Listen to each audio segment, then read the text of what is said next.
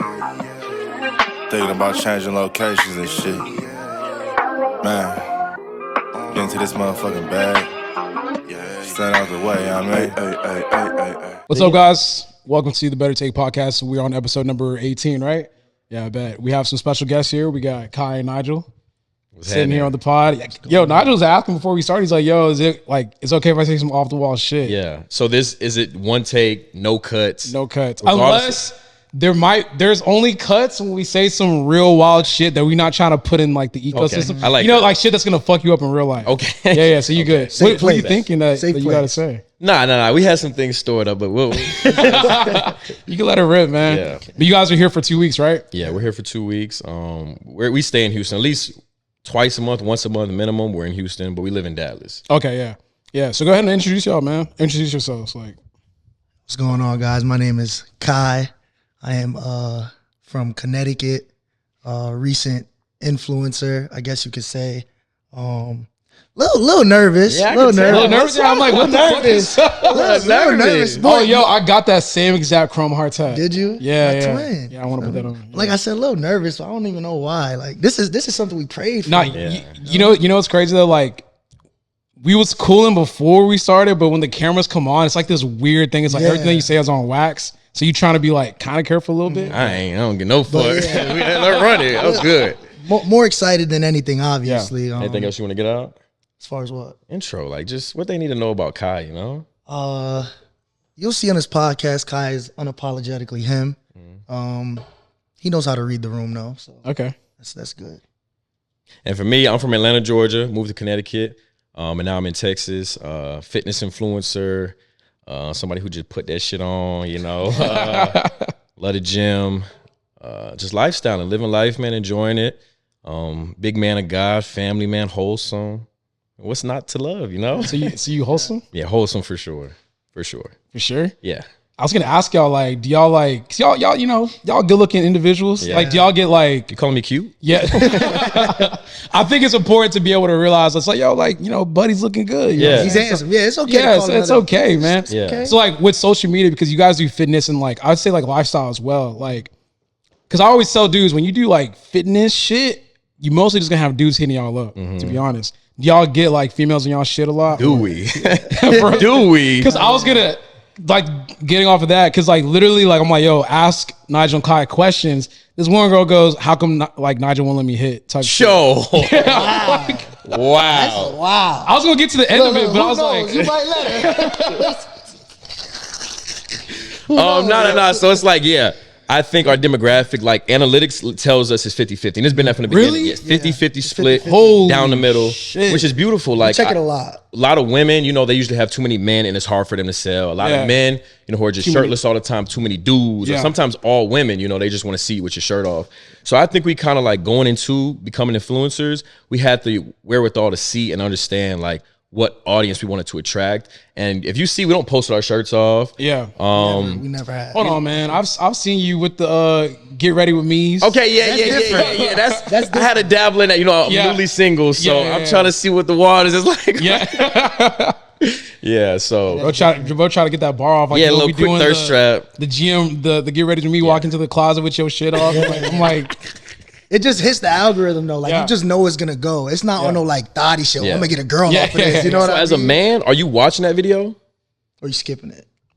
I'm watching it, but not for that though. Like, like Nah, it's cool. I just need to know. I'm watching the whole thing, like not like. So are you neffing me? Like neffing, we're gonna say this a lot probably because we have certain lingo and what neffing just means like putting it down, like not with it, you know. So are you neffing me like, yo, come on, Nigel, like come on, dog. Oh, come on, dog. Are you like? No, I'm not on that because I'm like I'm not like horny off that shit. You feel me? Like I'm not like like chill. Yeah, like, I that's know like- when I'm watching, but I'm generally like because it's different for me because I'm a content creator too. Right, So I'm like okay. trying to pick up some jewels here and there. Yeah. I'm like, all right, what are they doing like to kind of get like people viewing and all that type of shit? Or it's like, what are you actually including? And then like, what does your day actually look like? But I'm not watching like, oh yeah, it's my favorite part right here. Me personally, I watch them all the time just to see like if somebody's really getting fresh. You know what I mean? Like, Exactly. Is this shit better than mine? If this video did better than mine, like what am I doing wrong? Exactly. You know what I Yeah. mean? Like, Yeah, is he so getting I'm- fresher than me or like what? What's Yeah, going because I'm like analyzing. I'm like, all right, like the way he cut it right here, this type of shit. Like he makes like 50 cuts when he's doing one little scene right here or anything like that.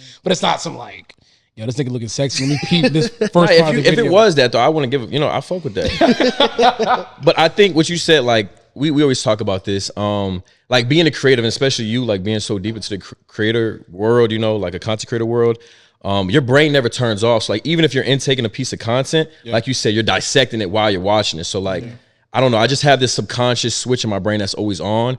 If I'm looking at billboards, I'll get inspiration from anything. And I just feel like as a creative, like you said, it was interesting that you said that because we were talking about that. And I feel the same way. I was just talking about it last night. Actually. Everything is like absorbable. You're always storing in the back of your mind for when you want to make your video. You could go back to that reference and like, oh yeah, so that's interesting. Yeah. Do you guys draw any inspiration from like other content creators when it comes to the stuff you put out? I watch a lot of content creators, especially like coming up. We watched a lot of people because I take a lot of people's content and look at it as, okay, is he doing something wrong here? Is he doing something right here? Like what's right and what's wrong? But usually I'm taking because I want to know what's wrong. Yeah. Like I really do know that a lot of shit just be wrong all the time. And I just don't want to copy it whatsoever. Yeah. But yeah, for me it's big. I'm big on women. Like I like not on some horny shit, but like women have very aesthetic content. I feel like that's the point I've always struggled with. Yeah. Like I got the entertainment value, I got the the coolness, but it's like the aesthetic of things, and I feel like women pinpoint that, but they low key be boring as fuck. Like girls just be sexy and boring. Like bro, I was literally just talking about this.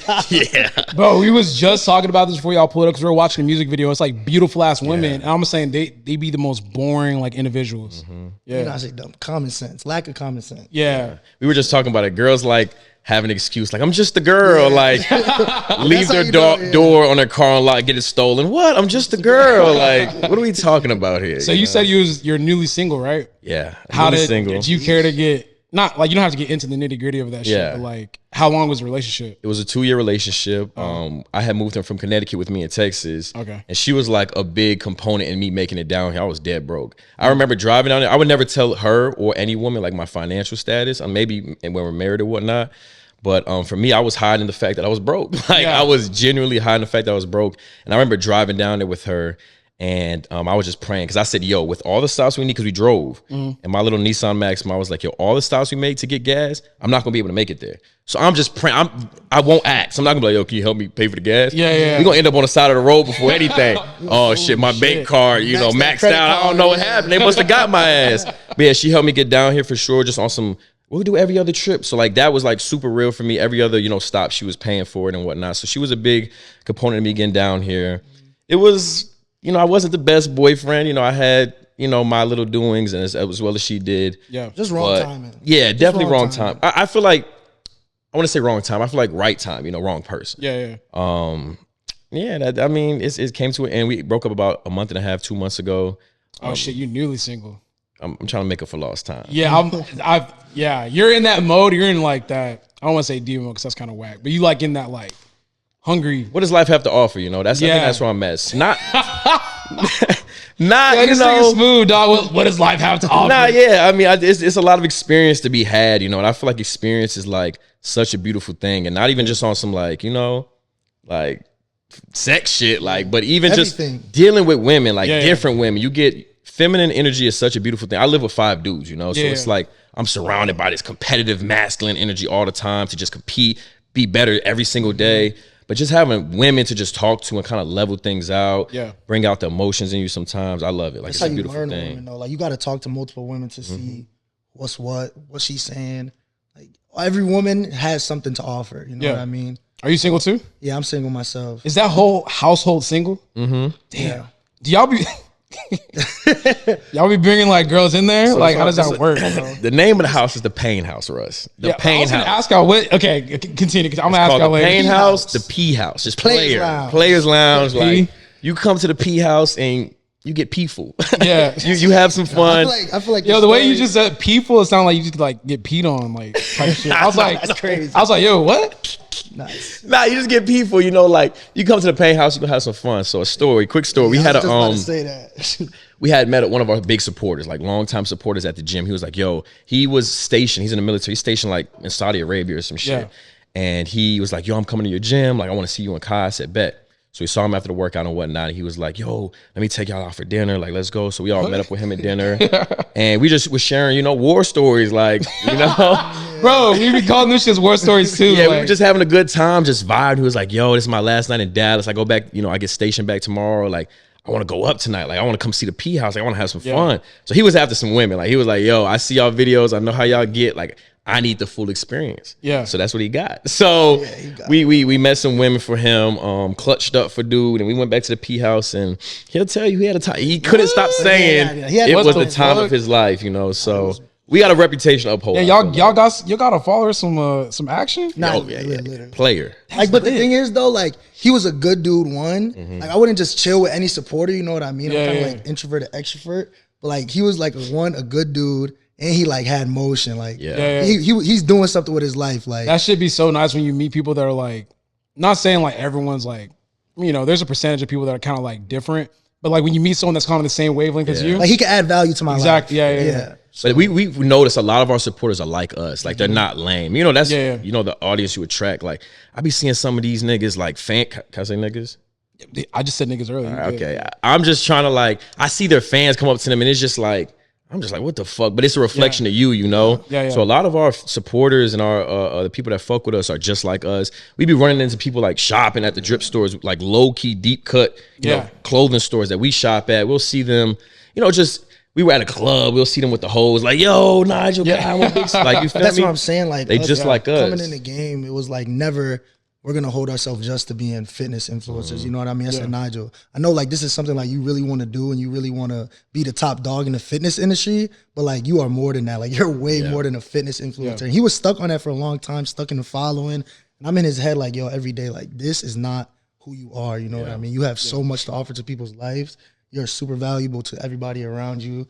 And I just know that lifestyle is something you can handle. Like you've been doing this shit forever, so just make sure you continue to do that, and you can switch to hit this lane, that lane, this lane, and it's so easy for him, bro. Yeah, now we gotta take a shot to that because it just made me think about bro, like there's not a lot of niggas in the fitness space. You know what I mean? So it's like now there is, but before there wasn't. Like when I was coming up with Shawley and like all the other like small black creators, there wasn't like influencers that were interjecting like that sauce to it, like just knowing how to dress and shit. Like I'm talking about, like I used to wear J's to the gym, and niggas would be like, or like white people would be like, "Yo, what shoes are those?" Yeah, that's what I'm saying. Like fitness influencer was like never my dream. Ever, and I just know like since he was there, he wanted to do it, but he got caught in it. I was like, "Yo, stop." Yeah, man, let's take a shot to that. What is this? 1942? Yeah, come proper for us. Yeah. Cheers. Easy shot, Ant. He took his shit off. Oh, you already took it? Oh shit! Weird. He was gonna pick it up and just fake like he was gonna take it with us. That's weird. Oh, that's crazy. I think you should get another one. Yeah, you should. Just for that, Yeah. Everybody, okay. Slide on camera. This is like the first shot on the Better Take podcast. Legendary. Getting geek. Good. Damn, bro. Yeah, that was smooth. Everything good? Bro, looking for an escape. All right, shit. That's kind of smooth. Nah, Russ, we be seeing your stories, bro. We be dying, dog. I fuck with it. The anime shit, like all of that shit be having us dead. Like the Thanos shit. Oh my gosh, bro. You know what's funny? It's a very thin rope. Like you could look so lame doing the shit you do sometimes, but you're just so confident. I think it's because you're not that corny. Not like you're not that corny. Nah, it's crazy. No, like that's crazy. No. So like he's trying to be funny. No, I was literally thinking all the drive here. I'm like, bro, like, am I corny? Like, am I like? I was thinking about. I'm like, damn, like, am I whack? Because I saw someone comment on a video, like he commented, like someone like screenshot that shit or like screen recorded and posted it. And someone goes, "This is the cringiest shit I've ever seen." Nah, that shit don't make me cringe. I started laughing, and then I'm driving. I stopped for a second. I said, "Damn, like, it'll hit." Am I kind of cringy?" Nah, yeah. And then I told myself, I was like, and if I am, then that's just who I am. Right. You know what I'm saying? So like when I make those videos, it's funny because like I'd be like in my apartment by myself. Yeah. And you know when you do some crazy shit, but you like low key by yourself, and then you look around, you like, damn, that shit kind of it's kind of crazy. Yeah. So like I'd be like pump faking to post it. Cause I'm like, yeah. Nah, yeah, that's something like motherfuckers gonna look at me different after I post this shit. But I'm like, I don't. care. Like I got used to that shit because even him, so like he don't got no close friends. yeah. So when I had a close friends and I'll be putting hella shit in my close friends, he's like, yo, why you putting that in the close friends? Just put on your story. Yeah. I'm like, Yeah. maybe not. It got crazy because like I had a lot of like CEOs follow me now from supplement companies and big business owners and shit and like corporate people. And sometimes I just post like you can't think about, you know, when you got a bigger following, you can't think about like who's watching your stories. Like even my dad, when he tells me he watches my YouTube video, I'm just like, why? Like, you know, but I just don't think about it. But yeah, it catches up to me sometimes. Like some girls, sometimes we play a little too zesty, you know, Jalen Green vibes. And you know, it's so funny. I be thinking like, cause for me, like, I don't say nigga on social media as much just cause number one, it gets like shadow banned anyways. I'm pretty sure like on TikTok and Instagram. But I be thinking about that. I'm like, fuck, like I got people that follow me and I don't want to like be saying 100 miles per hour, even though I say it like in real life all the time. Right. So I be like pump faking a little bit, but then I'm starting to tell myself, fuck it. Just say it. Right. Fuck Yeah. it. So like you're from Connecticut originally, you're from Georgia. How'd you guys link? How'd you guys like? So I feel like I'll tell the story this time. So Nigel came to Connecticut 7th grade. 8th grade. 8th grade. We went to the same middle school. It's called Roosevelt in Newbury, Connecticut.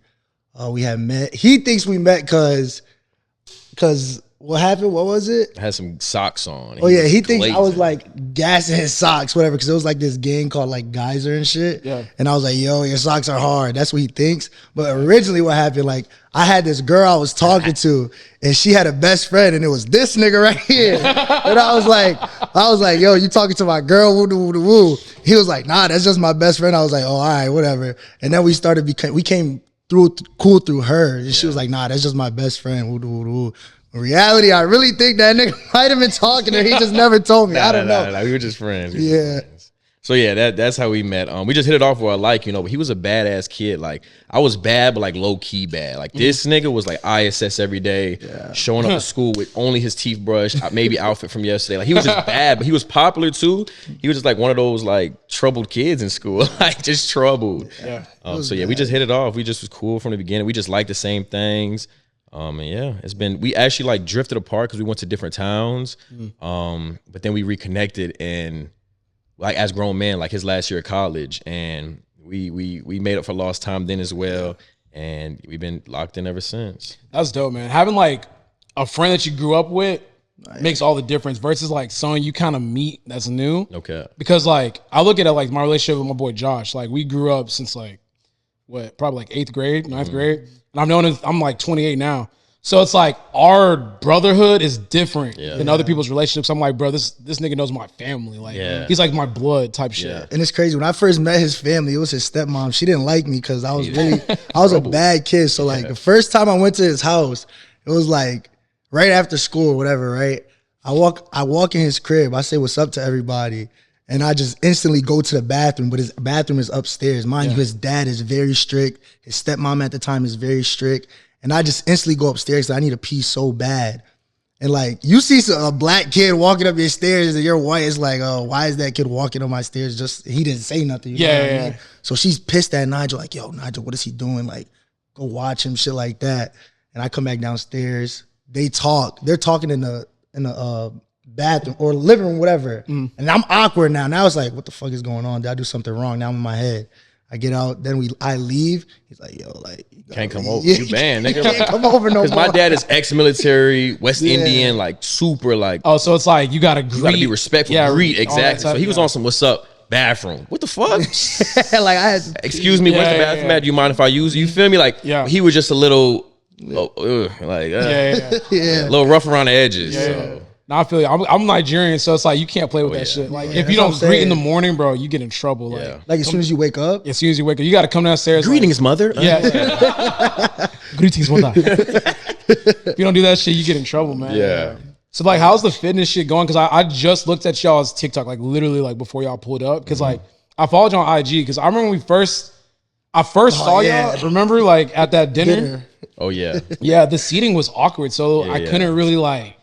I was like, who are these niggas? Like, I didn't even know who you are. Because if y'all don't know, like, Shawley's like an interesting person. He just invites niggas. Thotty. Yeah. He's treaty. So thotty. Yeah. Oh my God. That's an interesting way to put it. Like, Shawley will have you, like, come to his crib and like people you've never met before are there. Disgusting. And it's just like, you won't even say nothing. Yeah. Like you just pull up and it's like, you just think it's supposed to be like a crew and it's just new people. He's weird. So I pulled up and I'm like, Do I talk to them? yeah, I'm like, do I say what's up? I'm like, to see these niggas again. Like, I was like, Yeah. whatever. So I just dapped Charlie up. I'm like, yo, who are those? He's like, oh, those are athletes. I was like, oh, okay. I mean, I didn't really get the chance because I'm sitting on this corner. Yeah. So like, how'd you guys build y'all's fitness base?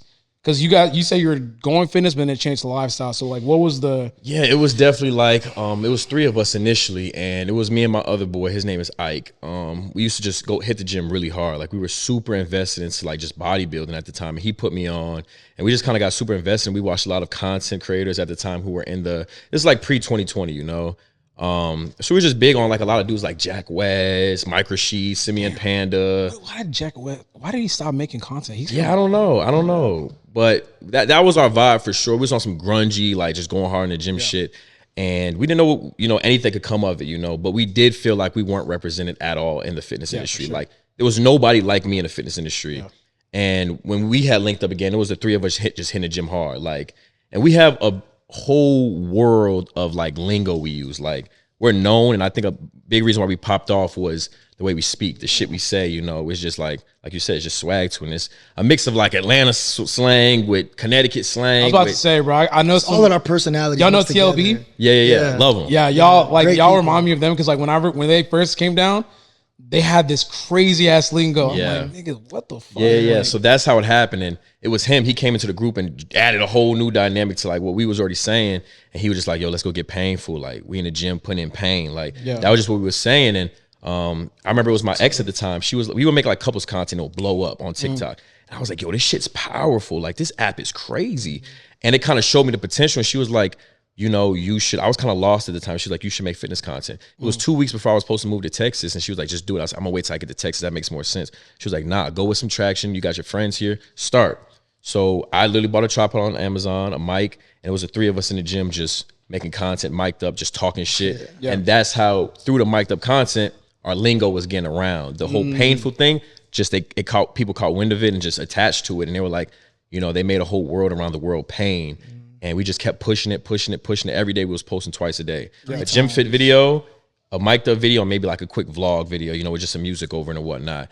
And from that, we just stayed consistent. I moved to Texas. Kai would travel back and forth. We started the brand. And consistency and just that swag. Like we felt like the thing that was missing in the industry was cool niggas, black, from urban hood areas. We came in just get at the girls, right time. just it was nobody like us. And I felt like, we showed that, and a lot of people just attracted to it. And we don't have the biggest following, but like if you really look at the numbers, nigga, I looked at the numbers on TikTok. I was like, damn, like the engagement is there. Like it's community, we really locked in. So we've been with that ever since. But we were just talking about, never wanted to be too tight casted to the fitness industry. The ceiling in the fitness industry is super low. Like, it's no money in this shit. Like, especially if you want to take the bodybuilding route, it's super unhealthy. If for the majority of people. So we, from the beginning, was trying to like show that we do the lifestyle shit as well. Like, don't think you're just gonna see us in the gym, and it's been working for us. Personality carried us first. Like through the mic'd ups, that's what carried us to a bigger following. Him first, obviously, and then. Once I seen the comments like, yo, where's Kai? Where's Kai? Where's Kai? That's when I jumped in, maybe like 2 days after he got his tripod, like, yo, you need to do this too. So like from there, we just built together. And then this is like he said, 2 weeks before he got his tripod, he left like right after he got it, you know what I mean? So I had to build my own personal platform, and so did he, you know what I mean? Because we didn't have each other no more. But we always sat down and strategized what we were gonna do when we weren't with each other, you know what I mean?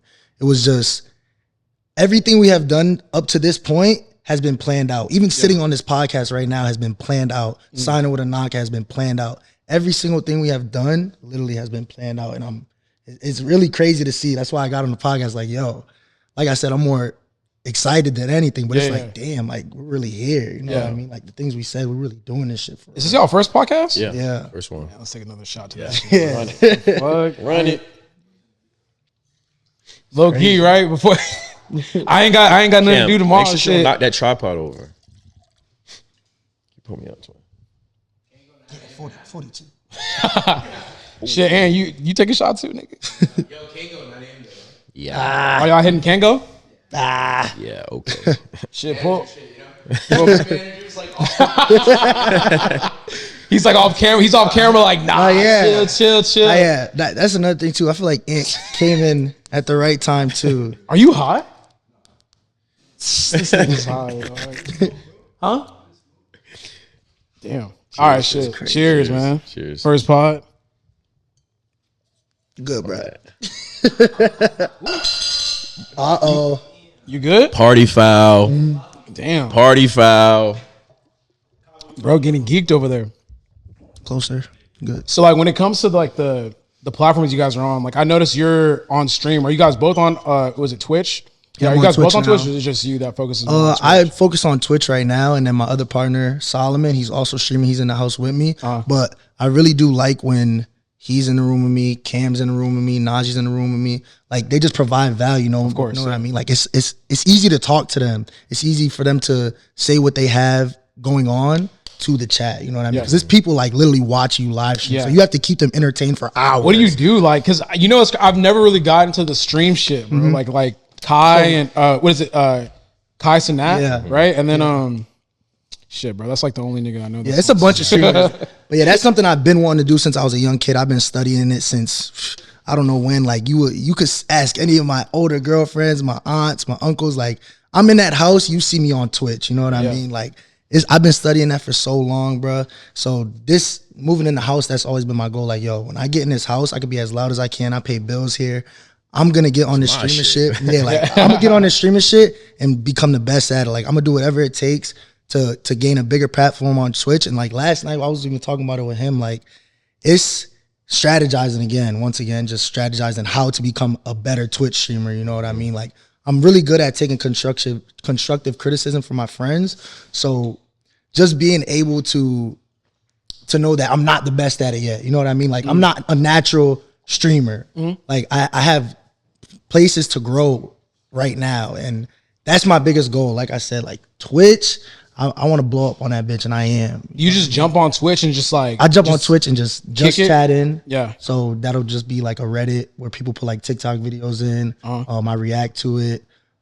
Gaming. I like playing video games. I'm a nerd, low key. Which video games? I play like all kind of first person shooter games. Like Fortnite, Battle Royale, Warzone. We've just been playing this game called Texas Chainsaw. It's pretty fun with the guys also. Isn't that like kind of like a jump scare type game? Yeah. So we're definitely like gaming, but it's more entertaining. Like we could just put the shit on and react to different things that's in pop culture right now. Yeah. And we just really pride ourselves on being entertainers, you know, like I've always loved being the, you know, center of attention, the class clown, the nigga to make people laugh. So he's the same way. So our energies together is like clip worthy nonstop. Like it's just clip galore. Do y'all forget the camera's there whenever it's like time to make content? 100%. Yeah. Actually, I would yes and no, because when that camera cuts on, it's time to work. Like it's kind of like not a fake version of yourself, but a more exaggerated, animated version of yourself. You know, like y'all gonna get the best version of me, the funniest version of me. Like the things I might be thinking and not saying, nigga, I'm gonna say it on camera. You feel me? So it's that camera turns on, time to work. Have you ever said something on camera where you're like, man, what? You should, man, like, what? Our editor, we just got an editor for our YouTube. Oh my God, I'm like, Keegan, please save us. Like, he'll send me the final. I'm like, take this out, take that out, take this out, just because like we don't want to make people uncomfortable. We're too real sometimes, like just too real. And you know, in this society nowadays, like that'll get your ass canceled. Have you shit? That's like the biggest thing too. It's like you don't want to say anything too crazy that gets you fucked up, bro. Because there's some shit like even on this podcast, like there's certain shit I don't even bother touching. Like, I'm like, I don't have the time because like what people are gonna do is just cut it up and make their own narratives about it regardless. I'm like, I'm not even gonna touch that shit because I already know where that's gonna go. Fuck it, just leave that shit alone. Then. Like, don't put us in it. Don't get ballsy on this interview. I just look at it. It's like, look, man, if I could like put a good twist on, I'll put a good twist on it. But if I know that the subject's way too touchy, I'm not even gonna bother. Right. Yeah. It's hard, bro. It's hard to not say what you feel. You know what I mean? Like it's very hard. Cause I'm opinionated as fuck, but I'm not about to just like. There's a certain shit I'm just like, I'm gonna keep that to myself. Yeah, I think in my older age. Wait, how old are y'all? 23. 23. Damn, y'all niggas young as fuck. How old do we look? We get like 26. I was gonna say like 25. 26. Yeah, we get that a lot, like 26, 28. Because 23 is like y'all Y'all not figuring shit out yet. Hell no. Like, y'all I young feel as fuck. 18. Like I still feel like a teenager. Like That's how our minds are. I don't feel like I'm an adult really paying bills. Like y'all's gut hasn't kicked in yet. Like y'all, Yeah. This shit still hasn't hit me yet. Like, y'all be shitting. like, nah, for real. Like, Yeah. bro, Like I'm, grown man shit. Like no, I'm talking about like you eat like cheese and like you dump type shit, bro. Like nah, like I'm a grown man. What the that's what I'm fuck? saying, bro. Nah. Like, no, you're not a grown man yet. Nah, yeah, nah, When I you don't- become a grown man, bro, red meat. You eating like raisins and shit. Yes, Yeah. I got to, bro. Nuts, and yeah. nuts. Fuck you out of here. I need my Sunday prune juice. My stomach, yeah, nah. my ginger shot. Bro, when you get to a certain age, I'm telling you, your body's gonna start processing. That's shit. I'm trash. telling you. That's like Charlie. That's bro. what I was He's gonna got say, the Charlie game. on that. I'm telling y'all niggas, bro. I'm telling you, you get to a certain age, your body stops processing shit. Is it the age or is it like the CEO thing? No, it's the age. Yeah. For sure. Think so? It's gonna hit you probably like 26. I don't want 25, that. 26. I don't need it. It's gonna be bad. You're gonna have like a little bit of dairy, and you're gonna be wondering what the fuck went wrong. You be sitting on the toilit, nauseous and shit, about to Yeah, pass out. nah, that's I'm telling you. trash. Damn. Not Enjoy looking for it that. though. I wanna go Enjoy through it. that. 23 to 25 ish. Okay. But when it comes to the fitness content, man, like y'all just don't lift weights. Y'all niggas be running. Yeah. Where the fuck did that come from? Because niggas don't be running. Okay, so I used to run track in high school. Okay. So I was a sprinter. Like anything over a 400 meters is the death of me. Like Yeah. that was trash. And that was the most distance I would run.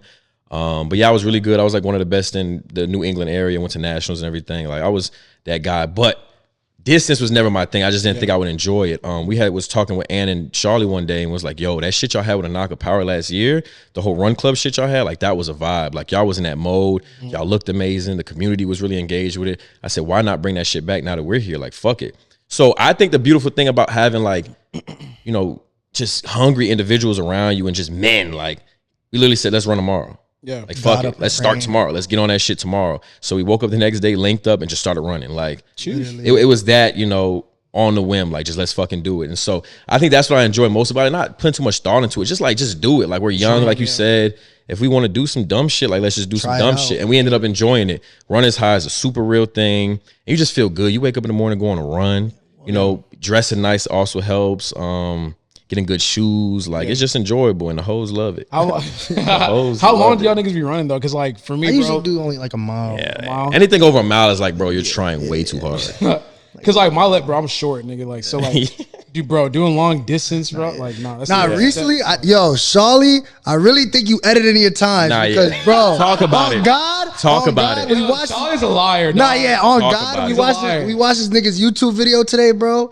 He's running like at a 8-minute pace, like, and he's posting in 7 minutes. I'm like, bro, you're lying. Stop lying. Like, it's no way. Like, we got to run with him and really see. Yeah. Like, are you getting down like that for real? I need to see it. Run with him this week. Nah, I'm I with need it. to see He's it. going to duck us, He so I be promise you ducking he's us, going bro. to duck us. He be ducking us. Because I'm wondering, I'm like, I've seen Charlie run.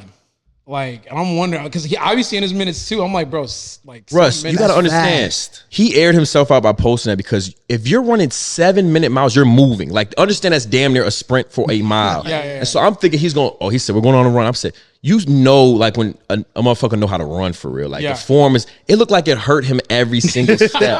I said, that don't make no sense. Yeah. No, that Yeah. don't make no sense. If you're running 7-minute miles and your form is on point, like you're moving for real, you know what that shit look Your like. arms are pumping. You look like Yeah, a track runner. Yeah. But he don't look like that. So Yeah. We That's honor too you, much muscle Charlie. be carrying Yeah. around, Yeah, dog. like stop on it. him. I saw that. I started questioning. I said, "Damn, nigga, this nigga doing 7-minute miles off a whim." Like, The fuck am I doing? Yeah. Yeah. He just started like last week. he just restarted. Yeah, Right? just started again. I'm gonna get this thing on the podcast. and catch call him. Cap, bro. That's some bullshit.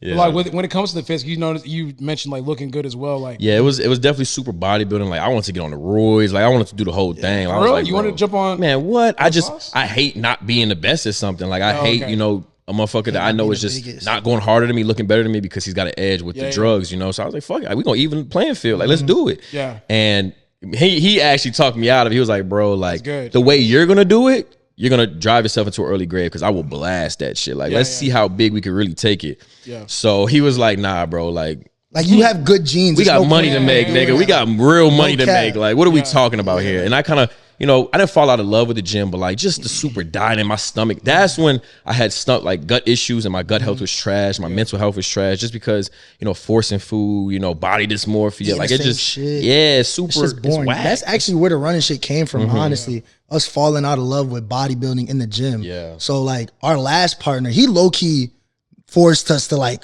keep going hard, grungy, like we're about to get super op. Yeah. And we're like, I'm not really feeling it. You know what I mean? Like I'm trying to fit into these clothes. I'm trying to get fresh. Bro, that shit is whack though. I ain't gonna lie, like getting big as fuck, like it Can't fit nothing. Yeah, it limits. And you short, so you just thick. Yeah, it limits BBL what you can shit. dress. Like that.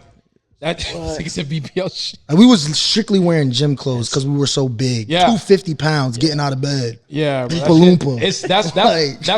That's one of my biggest like negatives with lifting weights. When you become so big, there's only certain things that look fly on you, and you got to dress a certain type of way to accentuate your body. You can't just like be putting whatever on. It makes you look kind of stupid. Nah, yeah, that's what you really got to get comfortable. I think with the whole like streetwear and fashion shit, like you got to know what you can do and what you cannot do. Yeah, like facts. you got to know your proportions. Like I got long ass legs. I know a lot of jeans and it's not my vibe. So you just got to like know your proportions and shit and what you can and can't pull off.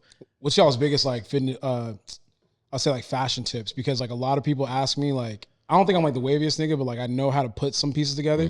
So it's like, what would y'all's like fashion tips be?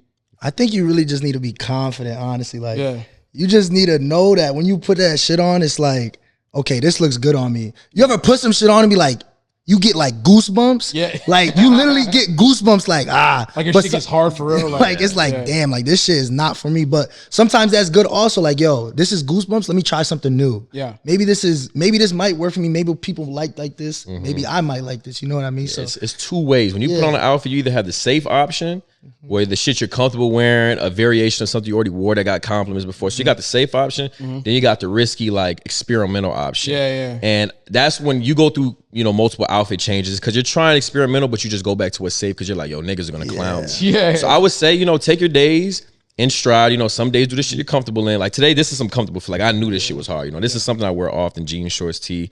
But like I might want to be experimental.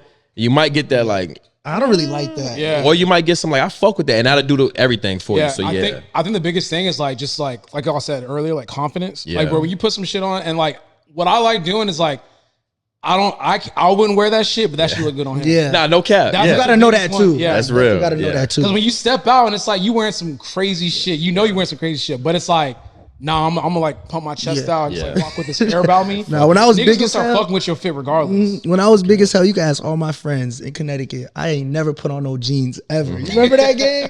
I had never put on no jeans. I was like, bro, I'm not putting those on. Pass me the cargos. No Sirski. Yeah. It's not happening. What do y'all think about fittest niggas fits? Terrible. Yeah. Terrible. I would say that like Terrible. out of all the different spaces and shit, like of influencers, like fitness people cannot dress. Now, yeah, industry wise, fitness is probably on the worst spectrum of like fashion, and even like gym fits. I feel like sometimes like people will try to clown, and like we've kind of grown out of it much early later. But it used to be just mesh shorts and t-shirts we would wear. Like it was super simple, some J's, mesh shorts and a t-shirt, like super simple. But now we're like really forcing ourselves, if it's sweatpants, if it's like a cropped hoodie, like find a piece that might accentuate, the mesh shorts and the tee, do something a little different. But that's definitely like the comfortable option, like I said. But if I see him come out the crib with like something different, I'm gonna go back in and be like, let me compete with that. Yeah. We feed off each other a lot, to be honest. But like the fitness industry, I really look at it as like a bubble, like literally like a college bubble. Cause I graduated from college, and like that's exactly how I look at it, as like when I go to Outfland, it's kind of like a high school, like just everybody together. And like I don't really talk to people that much like that, unless they're like a support. I'll fuck with them, dap them up, chop it up with them, give them some sauce. But like reaching out my hand to like talk to somebody in the fitness industry has never been me. Like that was him at first, because like that's what he wanted to do, like I said earlier. So he was like, I fuck with him, let me follow him. But me, I was just like, I don't really care for that. So let me not even like, even you, like low key, I was like, damn, Russ is big, but like I'm not going. I don't really get like he don't want to dick ride. I'm not in the fitness industry that much. But I was like, all right. Then when I met you at the dinner, there was like, I was like, damn, is Russ not fuck with us? Like I thought he was like, Ann told me about that. He's like, damn, they thought like I didn't fuck with y'all. I was like, No, it was like It was awkward. it was an awkward setup. Yeah, Like, and then they told me like you was faded, and I was like, yeah, he's nah. straight. I think I We pulled gonna up- meet again. I think I did pull up faded. But either way, like, yeah, the way because when I talked to you guys at the gym, I was like, damn, these niggas cool as fuck. I was like, yo, I just talked to these niggas cool as shit. Nah, yeah, we get that a lot. Like people like, yo, y'all are just like y'all all on videos. Like people say we have an inviting personality. Yeah. Like Contagious. yeah, so Very it contagious. helps having a partner, you know, like doing this shit alone would definitely put you in a situation where it's super awkward. But just like if we're talking to a supporter that's super weird, I'll just look at Kyle like, say something, nigga, like, please. Yeah. So you Save having me. a buddy, like a twin with you for real, it helps every situation for real. Yeah, we got to take another shot. This nigga said he graduated college. Yeah. I dropped out. I dropped out too. Oh, Shout out Auntie Jade if you watching. Yeah, busting that ass. Yeah, take your ass to school, boy. God. Yeah, nah. You went to school? barely. No, I went to Tech for 2 years, and then I went to U of H for 1 year. No, What was that like? U of H is whack.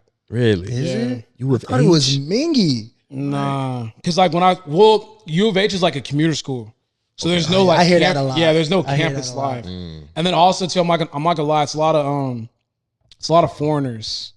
So like the college life, Ant went to U of H, right?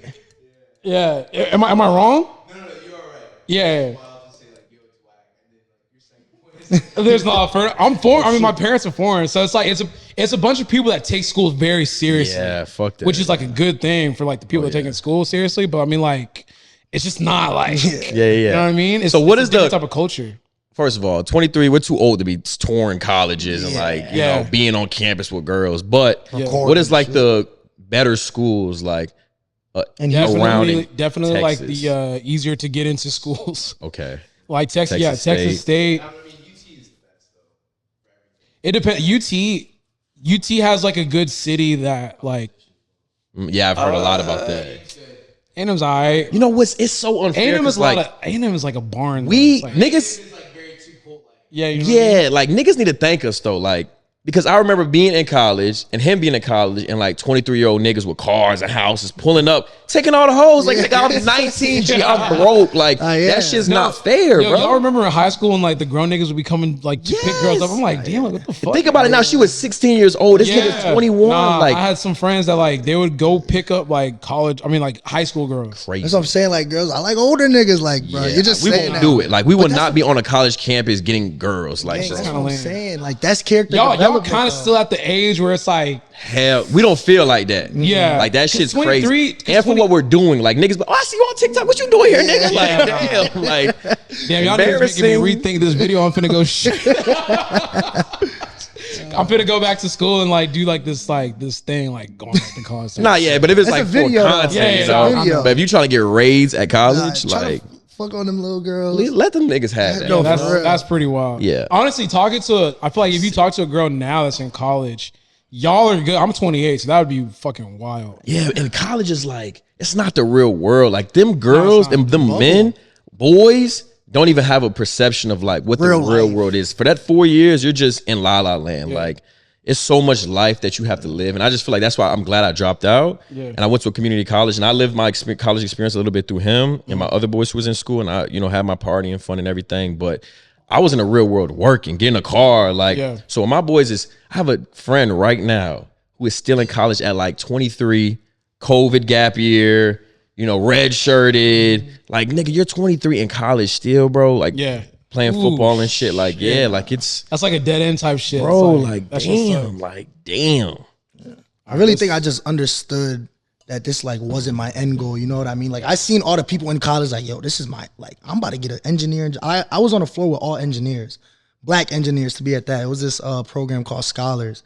I'm the only one on some shit like, yo, I'm about to get a fucking human development degree and just graduate. Like this shit is not for me. Like I do not give a fuck about this shit. Nigga, bring me to class.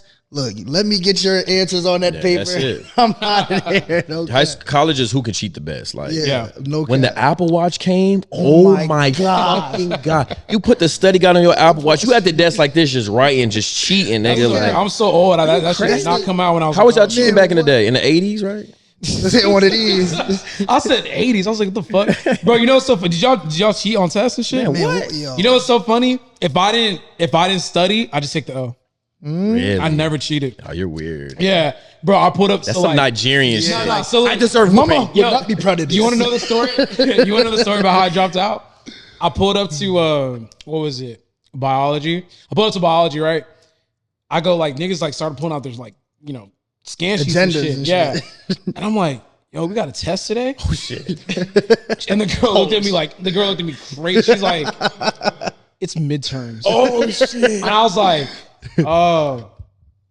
Nigga, I got up and I left. That's how I quit. That's how I dropped out. Where? You just knew you was gonna fail that I was midterm. like, I'm like, what the fuck am I doing? So I went home and then like I got a 0 and I was just like, hey mom, like I'm done. Nah, yeah, I was I was high key forced to like make sure my grades were like on point. Like, so I live with my aunt, insurance attorney, smart as hell, very well rounded, first graduate in the family. Like, she took me in when my mom kicked me out. So she was like, Kai, like, if you're gonna live with me, like, you need to have good grades. You know what I mean? Like, you need to be doing something. You're not gonna be over here just working. Like, that, her mindset changed at the end when I was getting ready to graduate. But early on, she was like, Kai, you gonna live with me, you need to get good grades. So she literally forced me to have good grades. Like, and she would reward me though, like with trips, shit like that. But other than that, if I got a bad grade, I was getting kicked out that house for sure. See, my dad was super strict as well, and he was like, hey, "Bro, if you're not going," I was 21 at the time, still living with my dad, like loser shit.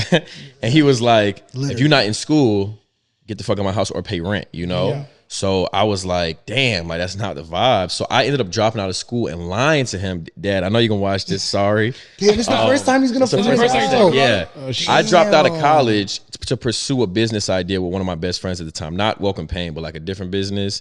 And I was dropped out for a whole semester. He was like, "How's finals going?" I'm like, "Shit, this shit hard as fuck." He ain't never seen me do no homework, no nothing. I would just be out the house all the time. Like, I'm about to go study, but I lied for a whole semester that I was in school to like figure life out because I didn't want to be in school. And luckily, Welcome Pain popped at the right time, and I got the fuck on, got on. Shit. What did he ever find out that you never went to school? He is now. This is the first time he's gonna find out. Bro, what does he think you've been doing this whole time?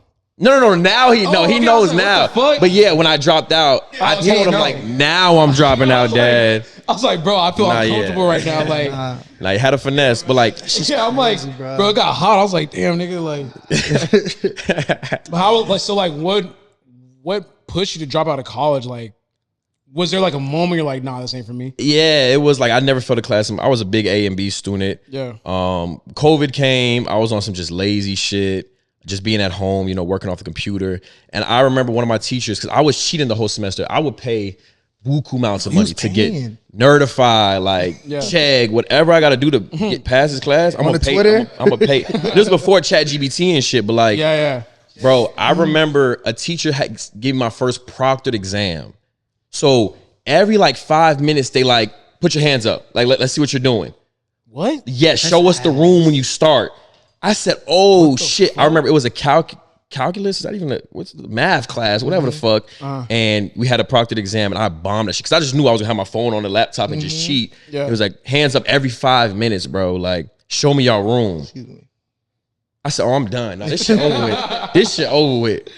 No, sir. Yeah. But so you don't feel like, so because my thing is, I keep asking you this, like COVID was a very easy time to get good grades. You know what I mean? Like on the computer, like that was a very easy Towards time. the end, though, they started getting smart, like the proctored exams. But the beginning, I passed the whole semester through COVID, A's and B's, Chegg and Nerdify. But yeah, towards the end, they started getting preview. Like now, it's bad. Yeah, like that's what I'm saying. That's what fucked me up because I really be thinking like I think House of Fitness played a big part. they of have a like, sensor now where it tracks your eyes. Like if it's not looking at the screen, What the fuck? on the alert when you're comes taking up. the test. Yeah, an alert will pop up. crazy. Damn, y'all niggas was going to school during COVID, huh? Yeah, The worst, like just technology fucked up school. Like I remember, I think it was like 5th grade. They came out with like when you could check your your kids' grades online. Power school. Power school. What the fuck? Fucked me up because we used to have just to bring home the report cards. cards. You could hide it, white out some shit, Yeah. or the teacher didn't give me one this time. Dad, I promise. When that power school shit came out, bro, You were done. They get like live check y'all Absences, grades and shit. delays, everything. what? They get live check y'all grades and shit? Yes. What the fuck?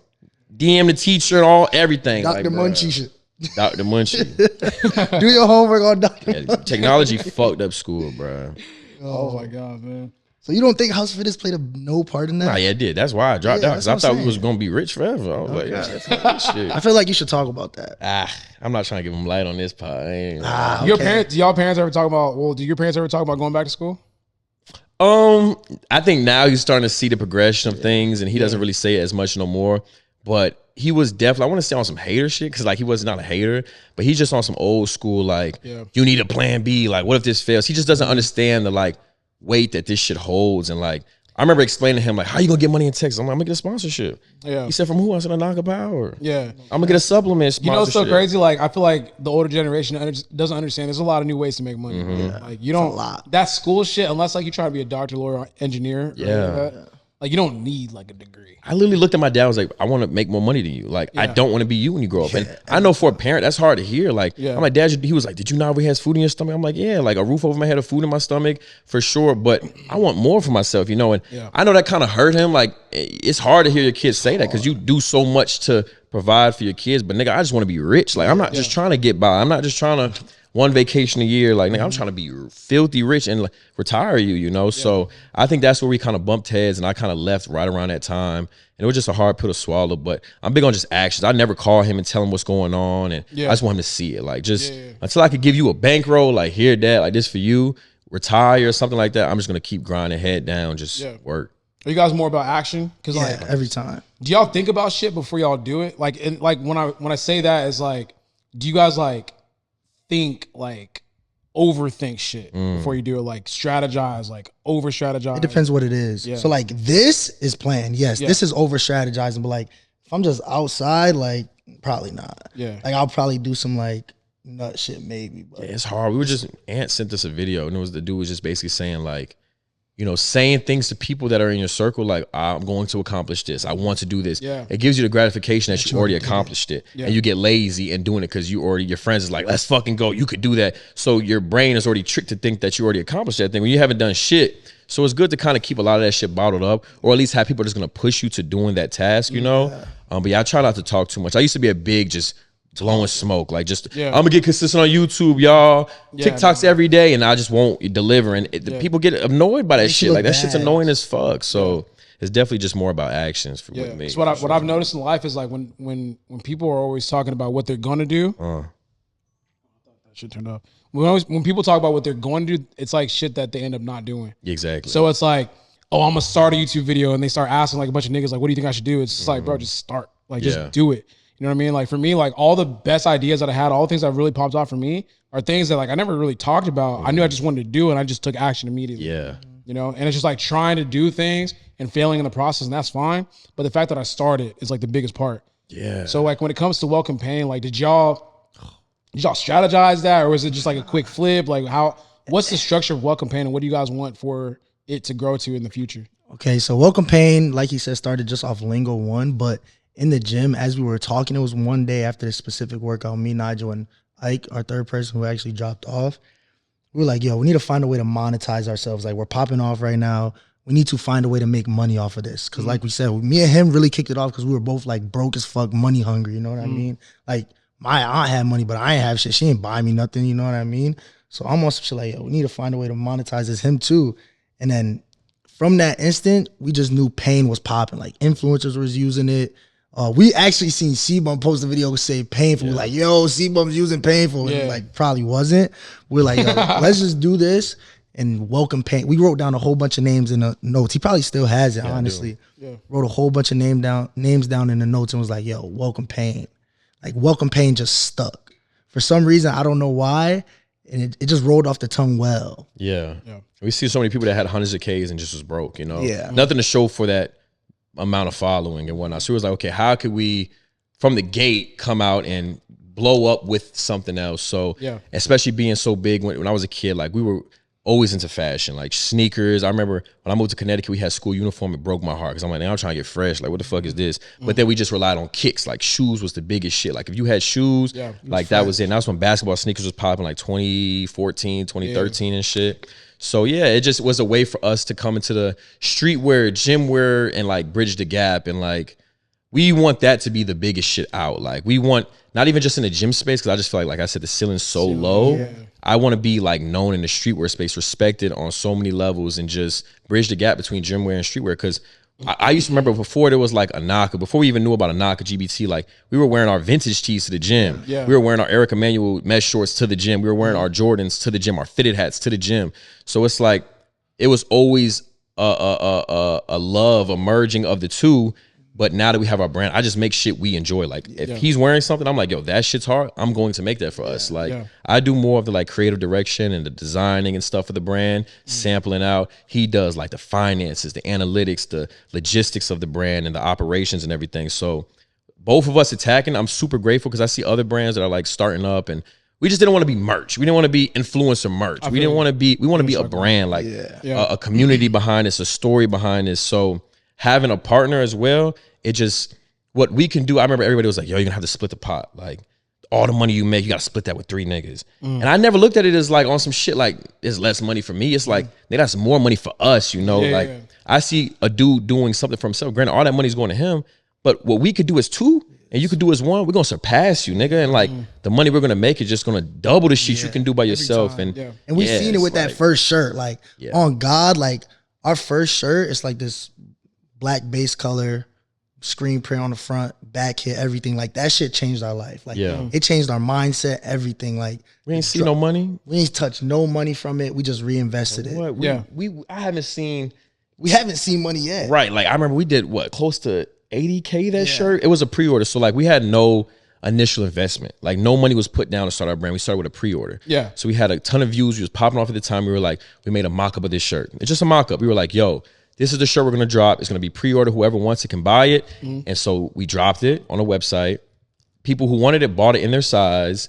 And from that, it gave us all the capital, you know, like we paid off the shirts, we kept the profit and just kept recycling that money, So it was no initial money down. It was just hard. Like we just wanted it so bad. Like what's the next thing? Like we could have been happy with that, pocketed that, bought a whole bunch of shit. Nah, hell no. We put everything back in. Like we haven't seen money from our brand yet. It's just been reinvested. Like that's smart. That's like the beast mode. Do y'all know who Chris Jones is? No. Like Beast Mode Jones. He basically like had that model of like, I don't think he ever touched his clothing brand money, bro. Like he just lived off of sponsorships. Exactly. Yeah, like I mean, Chris, if I'm fucking that up, my bad. But like basically he just flipped that shit, just kept flipping it. And who knows, maybe that's like in a retirement fund or some shit like that. But y'all are like, I was gonna buy some merch. I still need to go on your website and buy some merch, but like y'all are ahead of the game because I started off doing merch. Like what was it?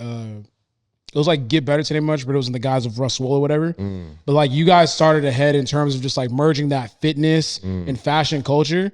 So it's like you guys stay on this trajectory, like y'all gonna pass up like everyone else if you do it properly. So you gotta understand, you're the blueprint. Like you, Charlie, y'all niggas that lost breed. Yeah, like, y'all would definitely, because the way that I look at it, right? I'm a little bit sauce right now, so like shit. But the way that I'm looking at it is like y'all are on the right trajectory because like you already got the fitness and fashion lifestyle kind of down pat. So like when you're showing niggas, and like you don't even have to show niggas what's good because the people that are following you are already on it. You know what I'm saying? So we were working backwards, not working backwards, but we had to work from a different angle because it's like we got to show niggas this shit is cool. Like me wearing Jordans and shit like that. Like I was showing people, yo, like this is fly shit. Or like I put on like different clothes. I started like slowly integrating like different clothes inside the gym. I had to like tell people, no, this is fly, because people were like, why are you squatting? I lived in a space where niggas lived with like slippers and shit, like y'all offensive Jamal and shit. I know, y'all literally but crawl. I'm saying, like you see where the mindset's at. Like I have to, like I would never, me personally, just like with my taste, I don't do that. Yeah. So like I would much rather wear like Jordan 1s or some like breads or whatever, like to go lift. Where I lived in a space where that isn't really the case. So I have to like teach people with the shit that I drop. I'm like, nah, trust. Like this shit moves. Like trust me. Yeah, trust me, bro. Like you're good. So I think I was talking to Ann about it in the last podcast. It's like, yo, like when niggas put on a fit from like Better or a Naka or Welcome Pain, like literally we're giving y'all the blueprint. Just like follow it and then like integrate that into different companies that you wear and shit. Yeah. It's like you guys are ahead of the game, bro. Like I was gonna give y'all's flowers earlier. Like that like shit like that is really what keeps the battery in our back, honestly. Cause even like on stream, like yo, keep streaming, like stay consistent. Like that's obviously consistent niggas win every time. You know what I mean? So like everybody just really telling us like, yo, that's how we really kept going too from the start. There was a bunch of people in our comments. How are y'all not viral yet? Mm-hmm. How do you only have 20K followers? I'm like, yo, these people are right. When other people are saying it, now it's like, okay, I got something. You know what I mean? But also, bro, fuck that viral shit. When you think about this, right? I was just looking at y'all shit, right? Y'all average like a good amount. Y'all's followers are different. So like y'all's 100K translates to like real shit versus like I know niggas that got like millions of followers and get like 100,000 views. That translates to nothing. Yeah. It's just views and clicks for no reason. Right. Whereas like you think you want to chase that viral moment, but low-key, like y'all's viral moment is gonna be different. Yeah. Because that viral moment is gonna take out to another level. But like some people go viral all the time. That shit doesn't mean nothing, bro. Yeah. It's definitely a steady grind. It's Yeah. like what he said, it's just consistency. But I hate when motherfuckers just say, stay consistent, bro. You gonna just stay at it. You gotta be consistent and good. That's what people forget is like, you could be consistent and suck ass, and that shit ain't gonna amount to nothing. Yeah. So being consistent and good is like, it's gonna win every time. And I know we're good. And we've had, I remember the first like meal video that popped off. It was like, that's where like spikes and followings on Instagram, it translated to YouTube, shit like that. Yeah. But I still feel like we're super underground. And I feel like our fan base low key gatekeeps us. Like, because they're like, yo, I want to covet this. Like, I don't want niggas to make this shit washed or burnt out. Like, this is my shit. And I feel like that with rappers and certain musics and certain songs, Shit like, you happens all know, the time. you're like, yo, I want to gatekeep this. Like, it's my shit, you know? Yeah. Who's that? Don't worry about it. Like, just Yeah. chill. So I be telling them, like, nigga, stop gatekeeping us. We trying to win. Like, we trying to win some more. Try to get the pockets up, bro. Yeah, The so fuck? that's why I feel like even like with a lot of our with Welcome Pain designs and stuff I was making, it was just super graphic focused. Like I was just making some hard ass tees with no branding on it. You know, I was like, niggas were wearing and nobody could see my shirt and be like, that's Welcome Pain. You feel me? That's just a hard ass shirt. If they say, yo, who is that? Niggas could be like, oh, I got this from Boohoo Man or some dumb shit, you know? But now we're trying to like, you know, y'all are the blueprint. Like I said, we're seeing what other brands are doing and trying to like incorporate that into our brand to just continue to grow and whatnot. And that's why I said y'all cross so we could walk. We ain't have to deal with, you know, nobody was commenting on our shit. Well, somewhat, but y'all made it cool to, you know, wear Jordans and shit like that. So when we came, it was just, you know, it was super player, and we just don't do reps. Like that was a big thing when we were coming up. Like niggas was getting rep sponsorships, and like these companies that would have fake shoes would send them out to people and like wear this or promote I it. never.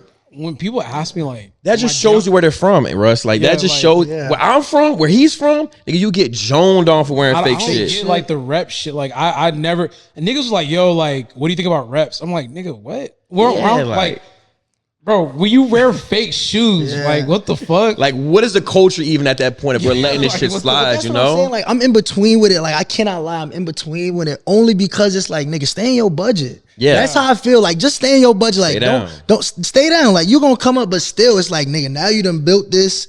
I wear reps, and now when niggas see you wearing the real shit, it's like Yeah, you capping. Them fake them too. shit's fool. Yeah, like we're big. We always are like big people to talk about. Never Just wore stay fake down to the shit, come though. up. Never. Yeah. Like just stay down to the come up. Like I seen people, you know, have all this flashy shit that I had to go without, and I never wanted to fake it. Like fake it till you make it. Nah, like I'm gonna stay down. I know my moment's coming, and when it does, I'm gonna put this shit in y'all Always. face. Like, I don't like flexing. We were just talking about like flexing. What's the point? Like flexing is so whack. Like whack. just wear what you wear, drive what you drive, do what you do, and let that be the motivation. You don't ever got to do a money spread and show niggas like, because I always feel like there's a nigga that could outflex you Every time. Like, why are you gonna sit there and flex a track hawk and a nigga could pull up in a Urus? Like, like what are we talking about? Like, That's who what are I'm you saying. flexing That on? comes from like us being around older niggas our Yeah. whole No lives. cap. Yeah. We've been around older niggas our whole lives, like fresh, cool, funny, getting all the girls. Niggas like, yo, these niggas really doing it. Like I'm younger than them, but I can still do the same shit as them. You know what I mean? But that's really where that comes from. And like still being able to have that confidence. Like my father really installed the confidence in me as a young age. The teachers in the school, like, Kai, you're a leader. You know what I mean? Like you, like whatever you do, like these people in the class are gonna like follow. You know what I mean? Like you should be in the front of the line. Like you're running the class right now, and you're the reason why the class is acting up. So that's where my confidence just always hasn't been instilled from, just at a young age. And I Father really do figure. thank my dad for that, for real. Yeah, father figures are important in the house. No, for sure. Important.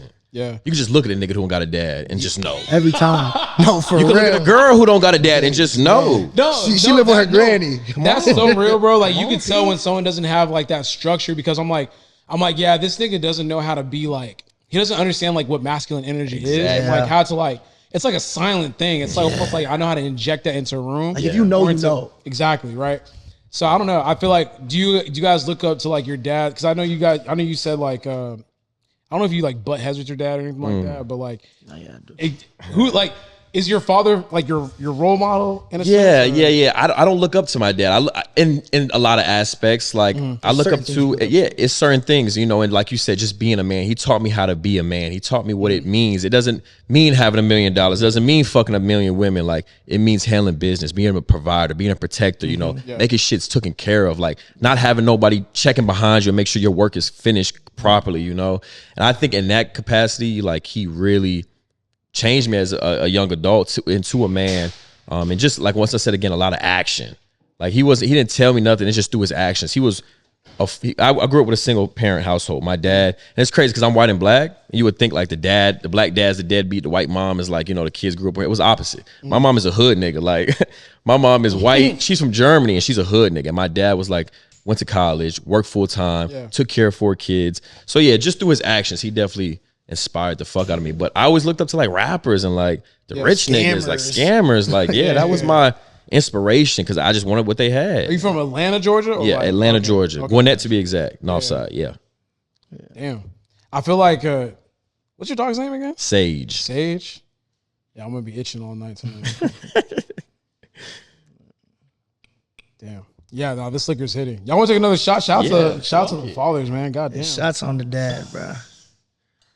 Shout out to I know. Shout out to everybody. Shout out to Mr. West. Shout out to Mr. Freitas, man. It's crazy. Like I think he taught you a lot of that, but I also think like I know I am. Bro, shit. Learned a I'm lot hot as shit. Oh, so shit. This light is hitting. You can't move too much. My dumbass wore like a sweater and shit. You gotta stay still, nigga. Yeah, like I'm trying to like. I already know my back wet as fuck. What do y'all think about Houston in regards to Dallas? Like in comparison, it's alive. Yeah. It's y'all like Houston more than Dallas? Yes, but I like to go home and work. I like being in Dallas because I know I'm gonna work. I'm gonna do stuff at Welcome Pay and I'm gonna stream. Do you have like? I'm gonna post content. Like Houston, you're gonna get in trouble, bro. Like every single time. Yeah, there's always something to do. You talking about the women, right? The women, right? Dallas got nothing but white and Mexican women. There ain't nothing wrong. I love y'all too, but my forte is definitely like light skin, black, a little exotic. In Houston, you just get in trouble. Like there's no work that to get done. So we like coming, having our fun, but going back home to just lock in, work, focus up, and then treat ourselves like a Houston trip or whatever. Like work, work hard, play. Y'all got some work out here? It was what?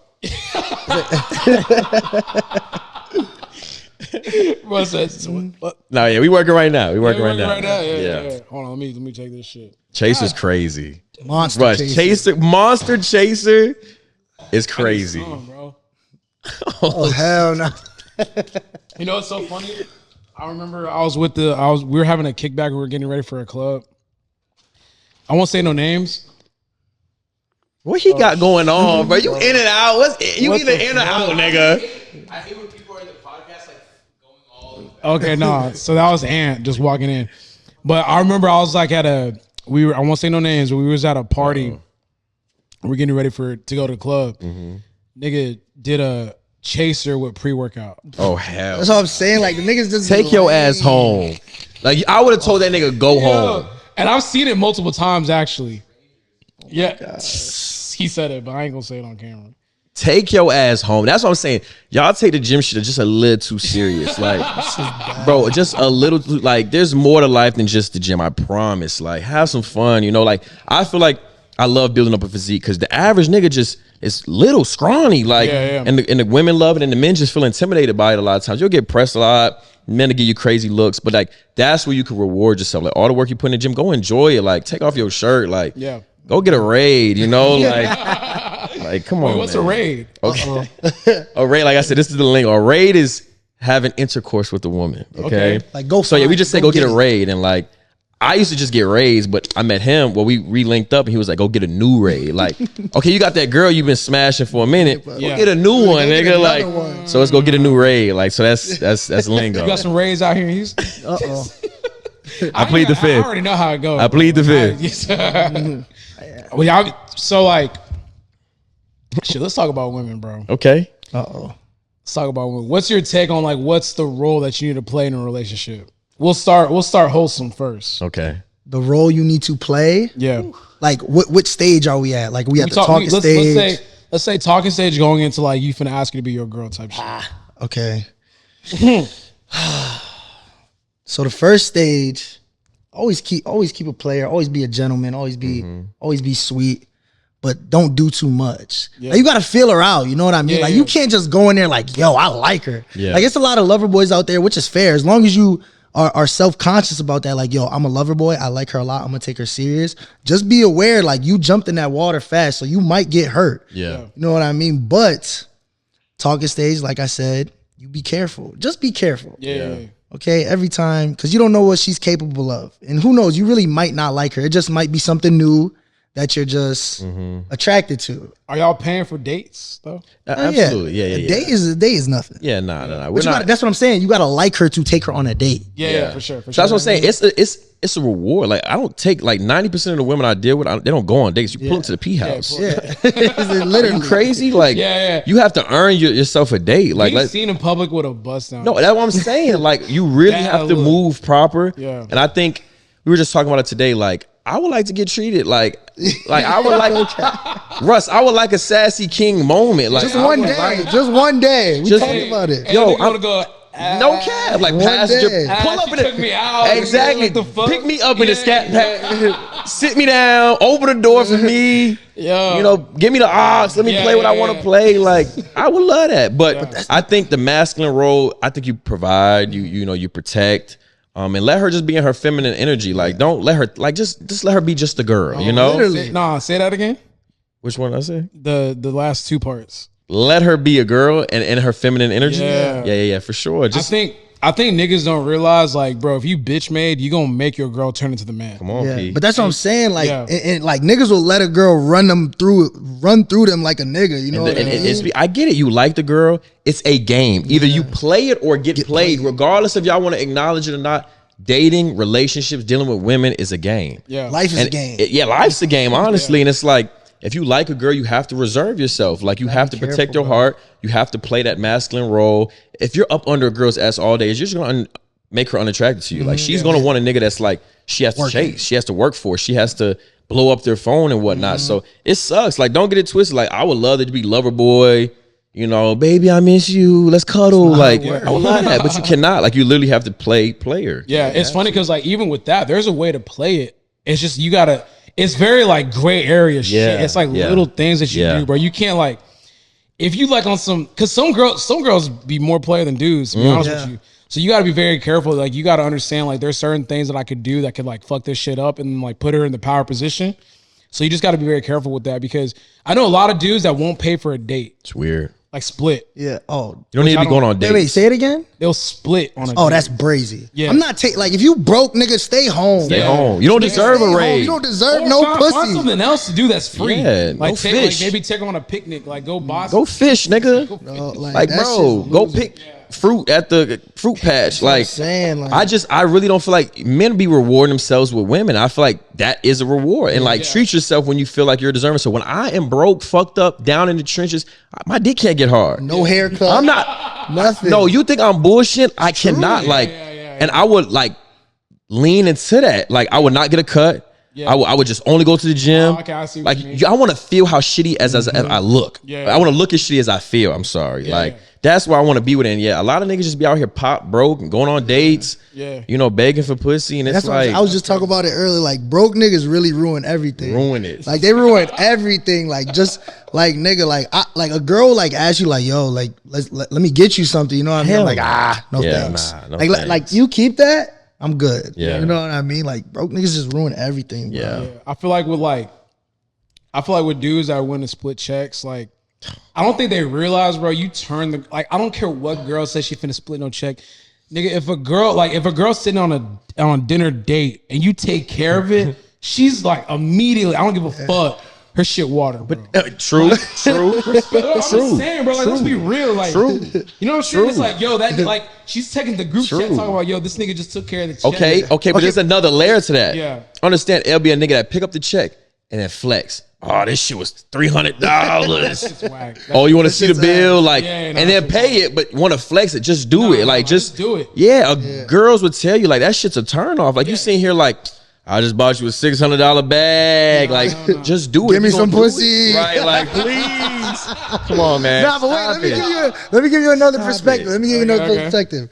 Okay, so like I got like friends, you know what I mean? Like like niggas back home, like they really get like real treachy, you know what I mean? Okay. Yeah. So my friends back home, like it's really just some niggas is just about getting that little fuck, you know what I Yeah, mean? yeah. So some of my some niggas really just don't want to pay that fine, you know what I mean? Like I understand, like gang, like you want to split the bill because like she call it a might, fine, it's like bro. she might not let you raid, you Yeah. know what I mean? And I understand. Like I had this one of my friends, right?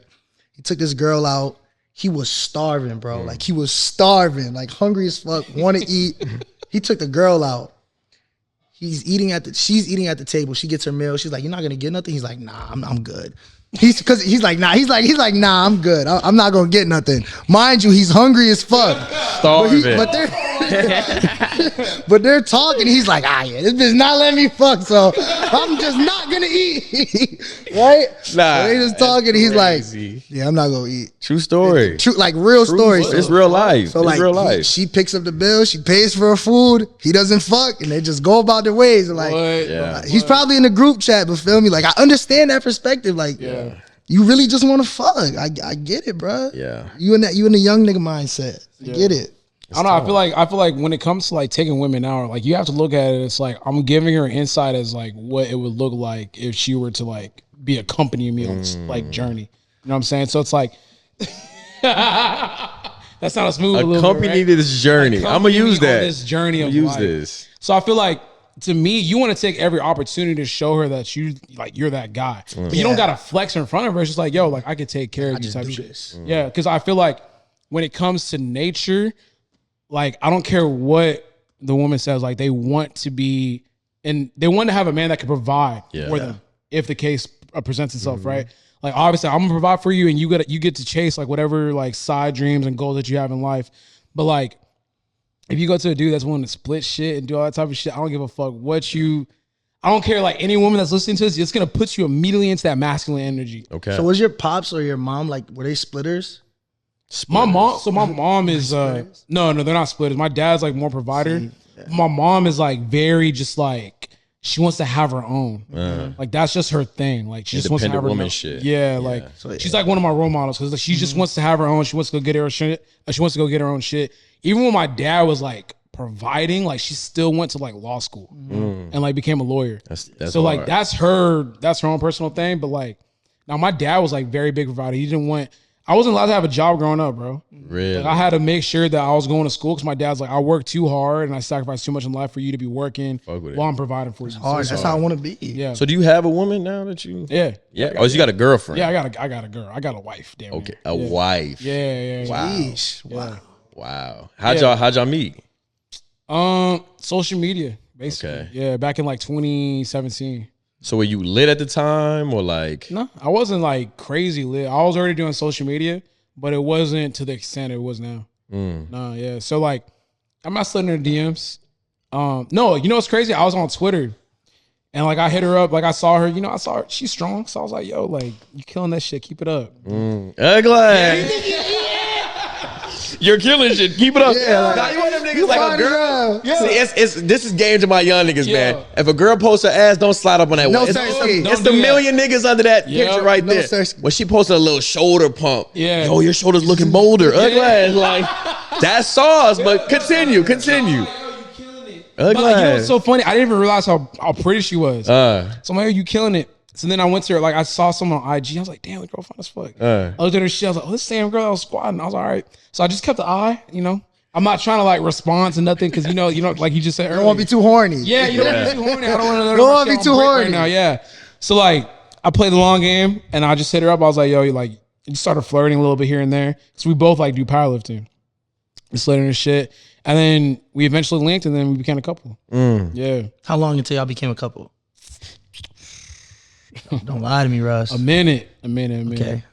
You know, I got tripped up with another thing. But when we locked in, Okay. Type shit. Yeah. When I saw her in person, I was like, oh nah. Yeah. She live with you or y'all apart? Nah, she lived with me now. Okay. Yeah. Is that like something new? Yeah, it's something new. I You feel like like it? Huh? You like it? Yeah, I like it. So when it comes to relationships, honestly, like I don't think you should be with someone that you don't want to be around 100%. So like with her, like she's like my best best friend. We're locked in all the time. Like even right now, I'm like looking forward to getting back to the crib and just like chatting up like, yo, these niggas are so cool, X, Y, and Z. Like, you know what I mean? Like that's like my best friend. I can't wait for that. Yeah, I haven't came across it. I can't wait for literally Like haven't come across it. when you come across it, you gonna know. I don't believe I don't. that, bro. Yeah, I really don't. It tells me that every I fucking don't week. blame y'all because y'all 23. I don't blame y'all because y'all young.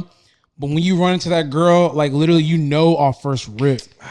I know. That's what I'm saying, bro. I know. I think I'm too player, right? I know. I don't think it's true, bro. I know. Okay, question. Yeah. Does body count matter? Yes. Yes. Yeah. 100%. Okay, so what, you up there in age a little bit, so your girls are probably up there in age. So for you, like, do you have a number? Like, if you're over this number, sheesh. Yeah. No, for sure. So when you get older, I was talking to Charlie about this like a little while ago. When you get older, your standards change a little bit. Yeah. Damn. No, don't do me. No. No. But let me explain. Let me explain. You have to realize. Twin with doom. The longer it takes you to find that girl, she living her life too. No, we know that. To a certain extent, it gonna hurt. But she living her life too. If you're out there, What- my who stomach's said hurting. that? What did J. Cole say? If she said she fucked about 4 or 5 niggas, that means you gotta multiply by 3. See, we say, I hope your soulmate got a soul when you meet her. Come on, P. Wait, I what? hope Say your that again? soulmate got a soul when you meet her. Ooh, okay. So you might find her, but she might be up through there, Done. done Don't rated. get me wrong. There's numbers where it's like, bro, like, okay, you was like, wow. Yeah. Like, look, I lucked out. You know, I'm still multiplying by 2 because she Yeah. told me a number, and I'm like, But at the end of the day, you have to, like, once you get older, you start understanding like life a little bit more, right? So it's like once you meet that person, Getting rated is getting rated, Russ. I don't give me that bullshit about you start understanding life a little bit more. Getting rated is getting rated. Like, think about that. The word is so powerful because you're rating. Like, somebody rated your shit. Like, you know when a cop Somebody comes and put raids it your back home? in. Okay, but Kick in the door. All right, so Flipping shit over. Like, right, that's so what somebody did to your girl. They flipped over. Like, they kicked in the door, Russ. Rated. So how many girls are you rated? Not you don't say the number, but think about it. Damn. See, you know what I'm saying? But that's what I'm saying. It's double standard. No, For sure, it's a double. It's double standard. Let's be for real. But like, let's be real too. Like a girl, so girls will overlook that before a dude. I will say that. Like girls will look at you like maybe you have a high body count. They'll overlook it. Yeah. But let's say you find the girl at 25. Like chances are she had a little bit of life in there. Bitch, don't live too much. Yeah. Now. Without me. Don't live too No, for much. sure. Don't live too much. Like, but trust me, when you find that girl, bro, it's not even a second thought. Like it's like, oh shit, I found the girl. Okay, so my thing is like if I'm being honest, my thing is like what's the boyfriend to body count ratio? Like what's No, the for ratio sure. like? No. So you don't want to get. So I have a rule of thumb. I don't want to get with no girl that's like in athlete circles. Oh. You know what I'm talking about? You think? I feel like athletes are lame. That's easy kills. Like, No, I'm talking you about. be an athlete? I'm taking me over any day. Like, athletes be lame, bro. You got to understand, like, these niggas' confidence comes from being good on the field or on the court. Like, take that away. Let this nigga tear his ACL. Like, nigga, you ain't shit. done. No, Russ, really think about this. Like, because I don't like that. Rappers is my problem. Like, girl, you fucking with rappers, but count me out. Hold on, but when they fucking with athletes and entertainers, though, that's what I'm saying. Like that whole role, Oh yeah, that's different. But if we talking about like she come to me like I dated a D1 athlete, nigga, that nigga in the CFL now, girl. What you talking about? Like, So I'm talking about like NBA niggas, like okay, NBA but NFL. still, like, let that. That nigga don't get no burn, nigga. No, hold on. So when she gets into the athlete circles, you already know how that goes, right? So when she fucks one nigga, all the niggas know about it. The whole league know about it. Yeah, let David Caruso have fucked my bitch. Oh my What the god. Kyle Kuzma, like, bro. Let Shaq be in her DMs, bro. Like, Yeah, nah, like- fam, like Okay. you have to understand, like once one athlete gets her, or once an athlete is on her radar, all the athletes are on her radar. I can't. Them niggas are like sharks, bro. Like once they smell blood, they all pull up. Is it? It's crazy. Yeah, Brad. it like that? No, I ain't gonna say We that. wouldn't know. So. Yeah, nah. I would just stay away from it, you know. Yeah.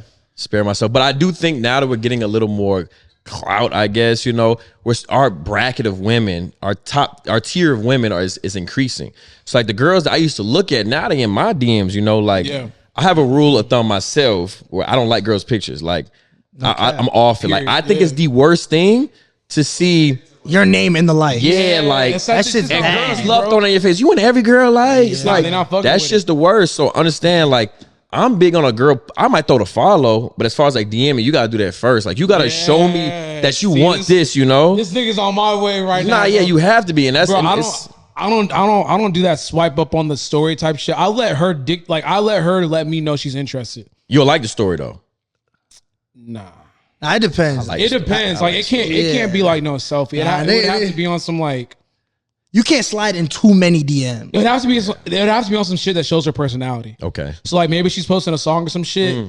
That's easy. I'll but I'm not finna like respond. But like I let her respond. So like if I were to be single, if my girl's watching this shit. I was charting on some territories where I'm like, this is gonna cause a fight. But what I will say is like, I let the girl dictate, and then from there, that's when I'm like, oh, she interested. Because girls ain't finna just slide up on your shit on some friendly shit. Yeah, like this is a new world, bro. You got to make the girl comfortable. Like I had a lot of girls that I've like been with, slept with, whatever, and they be like, oh, like you didn't even make a move on me. Yeah, I know. Like I'm not trying to make you. Yeah, I'm not trying to make you uncomfortable. You have to give me a strong indication that this is what you want. I'm not the. Please let me raid. Like, please, like, let me just put the tip in. Like, like, be very respectful and let them make every indication to you that this is what they want. You know? I'm on some shit like that too. Like when I used to have, once again, just explaining war stories. She knows these war stories. Yeah, I've had girls come over, nothing happened. Yeah, and I wasn't on some horny, like I wasn't on some extremely horny shit. We literally would just like chop it up. Yeah, and it's like literally leave the crib. Yo, I was trying to do X, Y, and Z. I'm like. Well, I mean, like, it wasn't very clear that you were trying to do X, Y, and Z. I'm not trying to force the issue.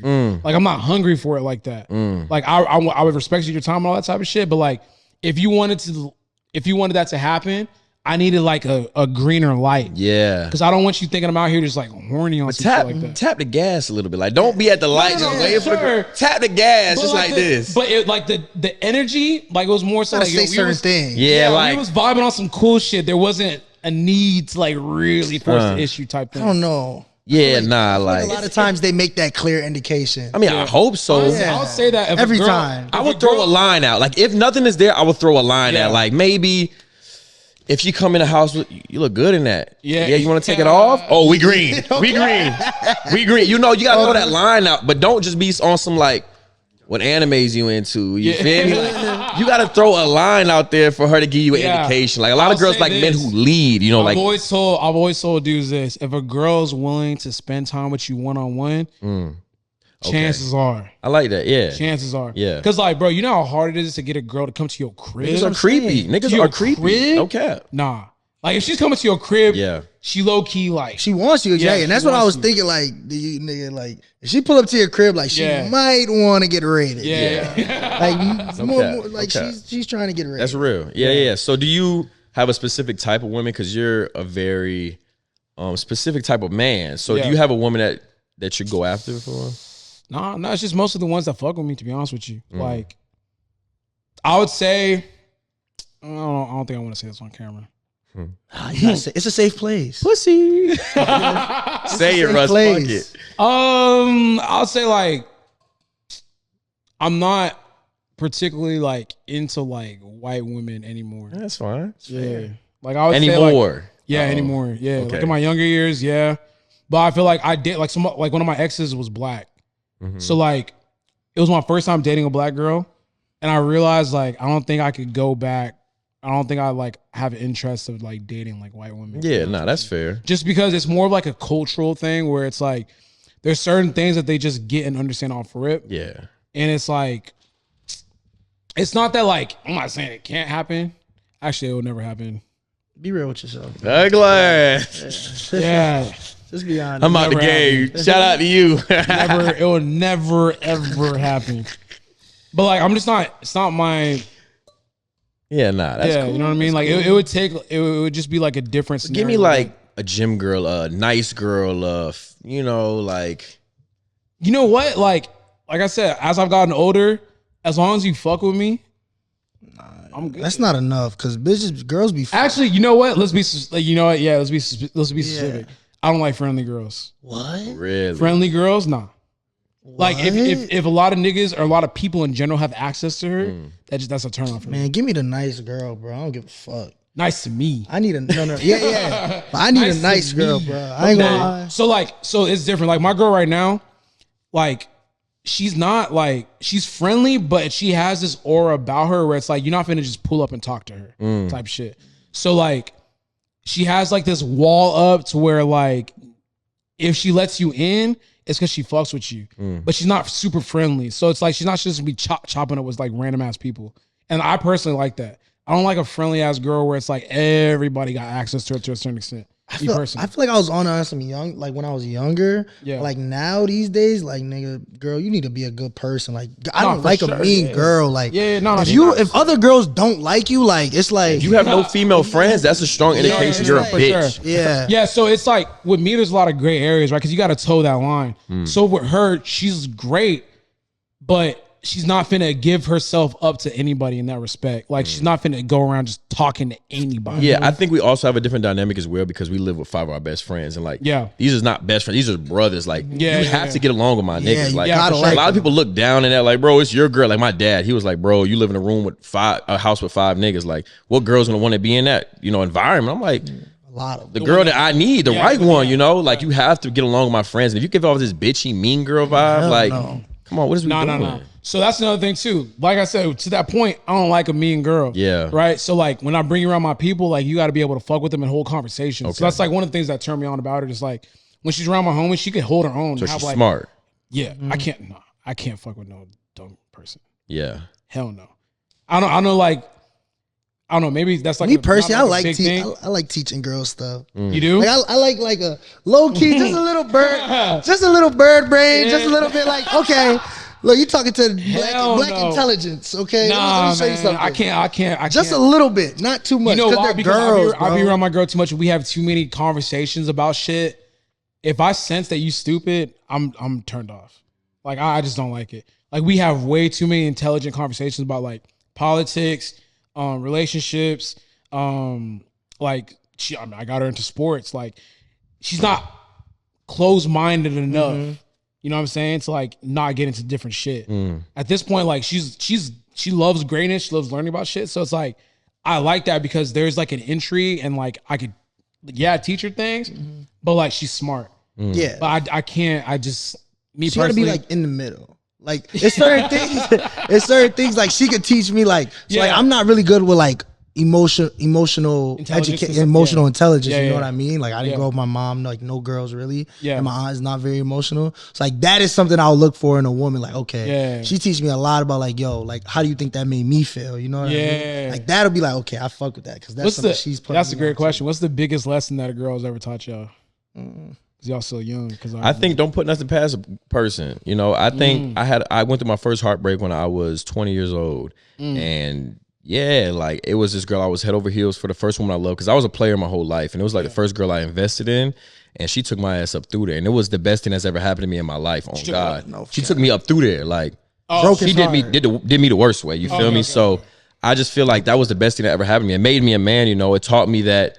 Yeah, don't put nothing past a motherfucker. Like, she could sit up in your face, put that pussy on you, tell you all these things, go through all this shit with you, and she might still be fucking on her ex. Do it again. And she'll do it again, no cap. So I think it's, don't put nothing past a person and, protect your energy. Be yourself outside a relationship. Like, don't fully invest into this relationship. Like, there needs to be a Nigel apart from this. Like, you need to have your friend group, shit you do on your own, like all of this, and then y'all combine together. she brings her attributes and your attributes together and y'all merge, but it's never get to invest in that relationship. Like cut off your boys. I'm with my girl, nigga. Like have time apart.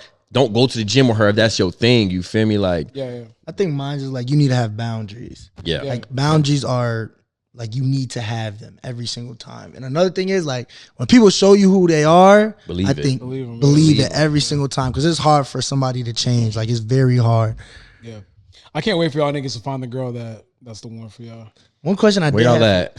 Where y'all at? One question I did have for you though, like where's Russ at? Like CEO, like Like, where's Russ at in the head of like CEO? What do you Better mean? brand. What does that Better mean? brand, What does that mean specifically? Like Where's your head at? Yeah, we're coming up. Like, Yeah. for one, what game could you give us? And for two, where are you at with it now? Like, you got to understand that we look up to you. Like, Yeah. if this... We watched you come up. Exactly. So it's like, this is something that we may run into. So what Yeah. could you, what could you give us? What advice do you have for us at the position you are in life right now with your clothing brand? You know, it's because we're all still like me, Shawley, like everyone is still learning, right? Because like I feel like you learn new things all the time. I think the biggest thing that I'm learning right now is like, bro, start or hire slow as fuck. Slow as fuck. Y'all gonna get to a point where y'all can't do orders like by yourself. Like there's just no way. But like integrate people into your ecosystem very, very, very, very fucking slow. Very slow. I think the biggest thing is like don't make yourself into someone that you're not. Like I think the last 2 years I made myself into something I wasn't. Like I'm not like a clear-cut CEO, bro. Like, you know what I'm saying? Like I run a business, yeah, but you get to dictate what that business look like because that's the strength of what y'all do. So like you get to determine exactly what that is. Like how involved do you want to be? How disassociated you want to be? So like I think for me, I just put myself in roles and scenarios where like that's not natural to me, so I wasn't able to excel. But I think there's certain things that I just realized I'm like, I don't need X, Y, and Z. I don't need X. I don't need this. I don't need that. And I tried to like conform to what a normal, typical CEO would be, right? Like, Who was the blueprint for you? Who are you comparing yourself to be? Like, who are you seeing in your stratosphere that's like, this is in the might same- be who I need to be? yeah, I think it's like a combination of just like everybody. Like, so I look at what Anaka has going on. Bart Kwan from Barber Brigade, Christian from Alpha Elite. Okay. Literally just everyone in the space, bro. So it's like when you see certain people doing certain things, you're like, damn, should I be doing that as well? Okay. Like, do I need to execute on that? And it's like, no, like I think I started trying to do things that they were doing, but it's like I didn't have to. Like I had my own space, and like you have to accept who you are in your own space. So like be confident in what you're doing. Like what you're doing isn't wrong. You don't have to adopt other things that other people are doing. Like sure, certain things might work here and there, but I think what I struggled with honestly is that for me personally, I'm a leader by example, bro. Like I'm not like a boss that requires you to like come in and do X, Y, Z. I'm not finna talk to you all day about what you need to do. It's more so just like I'm my own boss and I know exactly what needs to be done. And I trust that I have the best vision for what I want to put out. Yeah. And I don't got to trust someone else to do that shit. Like you be thinking that niggas got better ideas than you because like you just be thinking niggas got better ideas than you. Right. Like I don't know what it is. Like I don't want to offend anybody, but like, I mean, I've told them like, I still think I'm like a very, very creative person. I just thought that other niggas should have like a say. And like low key, like, no. Like, you know what I'm saying? Like, what's that dancing Idris thing? It's like, I'll be damned if another nigga break down what I built brick by brick. It's like I let people in a sense break down what I built. Damn. Like take And over almost- your shit. in Yeah, a but sense. not like in a way where like they did it on purpose, but it's like I gave people like power to do things where it's like I didn't have to. Like, Yeah. my hands were still the best hands, if that makes sense. And y'all's hands will always still be the best hands. You know exactly where to take it. So as you guys grow, you have to be very careful of like letting people tell you that they could do it better or like X, Y, and Z. It's like, Yeah, oh, so like I see the way y'all doing this marketing rollout. Exactly. We could do it better type shit. I see a lot about scaling a business. Like that was always something that really kind of haunted me at night was like, how do I scale? Scaling. And that just means growing a business, you know? So it's like, we try to delegate roles super early on. Like the first thing we try to do is like take stuff off our plate. Like we need to be more focused on this one aspect. Cause I'm a true believer in not spreading yourself too thin, you know? If you're doing a million things, if you delegate 3 of these things to one person, they could do them shits great rather you just doing it good, you know? So I feel like early on we learned a lesson and, you know, giving away roles too soon. Like we have the time. We're unemployed. Like all we do is our brand and sponsorship shit, you know, content creators. Like we have the time to commit to if it's packing orders, if it's creating designs, if it's whatever the fuck it is. Like why are we delegating these roles just to make people feel a part of this? So like it's interesting that you say that and you're so far on your journey now and it's like now ringing a bell. Like so now it's reiterating it for us like hold on to this shit as dearly as we can. Don't not to your detriment. And we're always conscious of that. Is like, are we doing this to our own detriment? Like, can we not do this no more? Like, you don't want to be that guy, you know? I'll tell y'all right now, y'all could do millions of sales, just y'all two. You might just have to hire people to package here and there, but y'all could do millions of sales by yourself. Y'all don't need to like really bring anyone else on. It's crazy. Like facts. Like, I'm realizing that. Like, I don't need like, you don't need like an extensive team to do that shit, bro. Like, that shit fucked me up because even like at Shawley's penthouse one night, it was maybe the first time I came to Houston. Shawley looked me and Nigel in the face and said, "Yo, do y'all understand like y'all are capable of being like multi-millionaires? Y'all could do that. Like that shit fucked. I could do that my head 2024 easy. Fuck Easy. my head up. Like it'd be fast as fuck. Like I'm not trying to. I don't gas niggas up, but like think about it like this, right?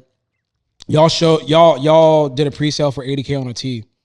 Now you guys are dropping like full collections and shit like that, bro. Just imagine y'all two make it like a line. It goes crazy. Do that like 2 or 3 times. That's $1 million in sales, right? And you guys get to pocket all that shit, easy. And you just hire people to package on the weekends and all that type of shit. Maybe answer some customer service, but like y'all could do that. It's not. Trust me, I was in y'all's shoes. It's not as hard as y'all think because y'all already there. Like the first, like once you hit like 100K in a sale, it's like it sets a new standard. Yeah. And then after that, you're like, okay, what if we add some shorts? Okay, what if we add this? What if we add that? Then you get to like $1 million. You like, nigga, we did $1 million this year. Damn. Type shit. Like y'all could trust me. Like next year, 2024, like y'all could do that. Yeah, Okay, so for a question for you is like being where you are, low key in some perspectives, it might be competition, you know? For you, we already talked to Charlie about this, but like, how could you get young niggas on this podcast, you know, who can be viewed as competition to some people in their perspectives, you know? How is it? I'm a super competitive nigga, but like, I know sometimes competition, there's a place for it, and there's a place for collaboration as well. And you just being an older, you know, like OG and this shit, like, I understand that you probably want to spread your wings and scoop some niggas up and be like, yo, I want to give y'all a platform. I want to, you know, make y'all journey a little less hard, you know, unlike what I went through. So like for you, my question is just like, how can you do something like this with no animosity, no jealousy, no envy, no fuck these young niggas. They got to figure this shit out like I did, you know? Nah, man. I think for me, it's like I'm genuinely happy. Like I'm happy to see y'all here. Like I'm happy to see y'all's journey. For me, like there's no, I don't view this as competition. The only thing I view as competition is what I actually do inside the gym. Other than that, bro, like this is, I give niggas my manufacturer. Like I literally, like if people ask me direct, minus some people that like maybe I don't fuck with that heavy. Yeah. I've given people like my manufacturer. I've given the plan. I'm like, yo, like this silhouette, I don't give a fuck. Take it, go sell it. Like, bro, there's money out here for everyone. I don't view it as like me versus them or whatever. If my shit wasn't to sell clothes and like y'all grow to a point where like I can't exist in that space, then it wasn't meant for me. That's how I look at it. And I don't look at it as like, oh, I gotta make sure that like I keep these niggas down. Like, what is that? Like, what is? I think as you get older too, like you look at like you look at the playing field. And it's like, who have I helped build something for themselves? Like even in a small role, bro. Like I'm sure y'all are hungry right now and shit. But as y'all get older, there's gonna be someone that watches y'all shit that grows, and they're like, yo, I used to watch y'all shit all the time. The way y'all came up, X, Y, and Z, and like. I don't know. For me, when I hear shit like that, it almost inspires me to give them game because I want y'all to go further. Y'all will go further than what we got going on. But that's like the point of it, paying it forward. Like to me personally. Yeah, I don't want y'all to like misinterpret him. Like he's like he does that. Like like he really does do that. And so both of us, like if we see a person out there, like we will give them anything they ask for. Like because majority of the times, you could give somebody something, but they're probably not gonna apply it anyway. You know what I mean? Well, yeah.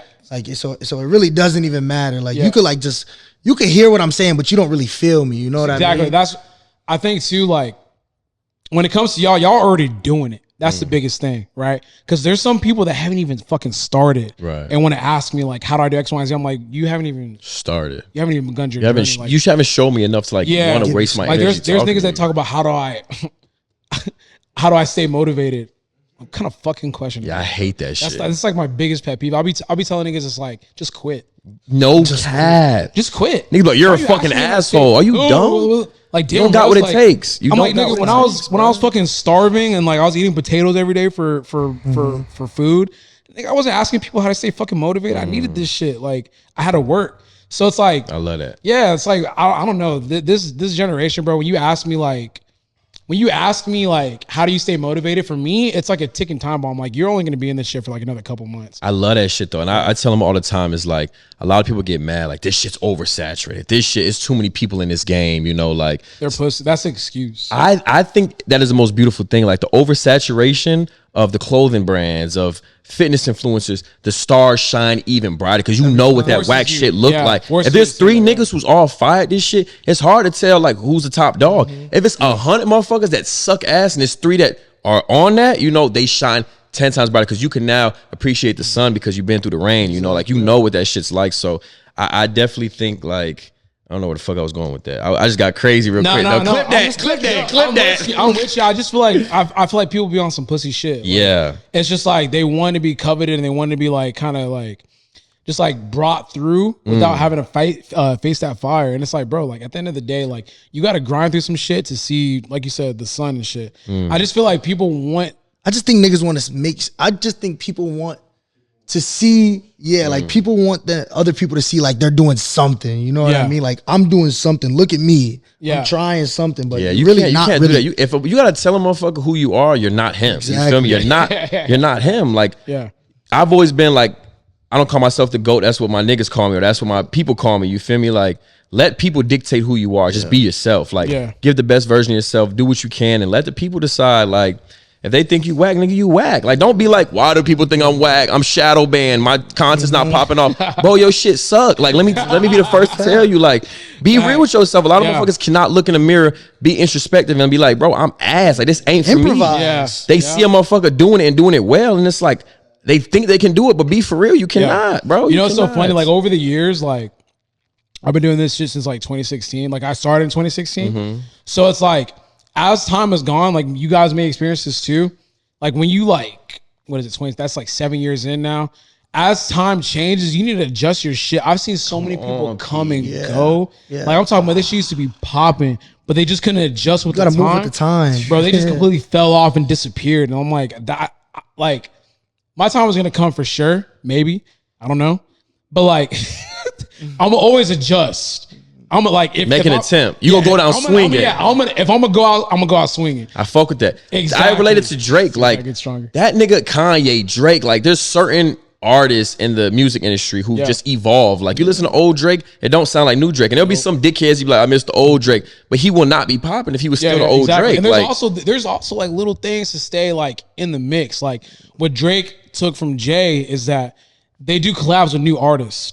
So like if you look at Drake will collab with artists that you probably never heard of, and then like it's like that artist has an underground sound, and it's like it kind of like keeps Drake within like the light, the culture. Yeah, Jay used to do that all the time too. So it's like you have to realize there's certain things you got to do to stay within the limelight. Yeah. Like no matter what, like you can stay true to yourself, but still change like little aspects of your shit to kind of keep you still there. Yeah. I've seen, like I said, I've seen so many niggas like. It comes from like oh. not holding nuts. Like you can't hold nuts on niggas. Like, oh, I'm not about to give them nothing. Like, you know, what It'd I be mean? hard though, cause niggas be lame, and even now, like I Like they feel don't like want people to see them do better than that. exactly. Yeah, And yeah. I just feel like even now, so I don't feel like nobody has came after us to like surpass us. I feel like the people who came up with us when we was like first popping on TikTok with the mic'd up and shit, we kind of stayed, and a lot of them kind of fell wayside. So I feel like now I'm waiting for like the next wave, because there's gonna be a next wave, and I just wonder. And I hope we're in a they will be to- getting signed. Yeah, I will hope we can scoop them up and whatnot, but it's hard. Even like the people who came up with us and might still be popping a little bit, it was hard for me to like want to reach out, because for one, it's competition, and for two, I just don't think your shit's good. Like I just feel like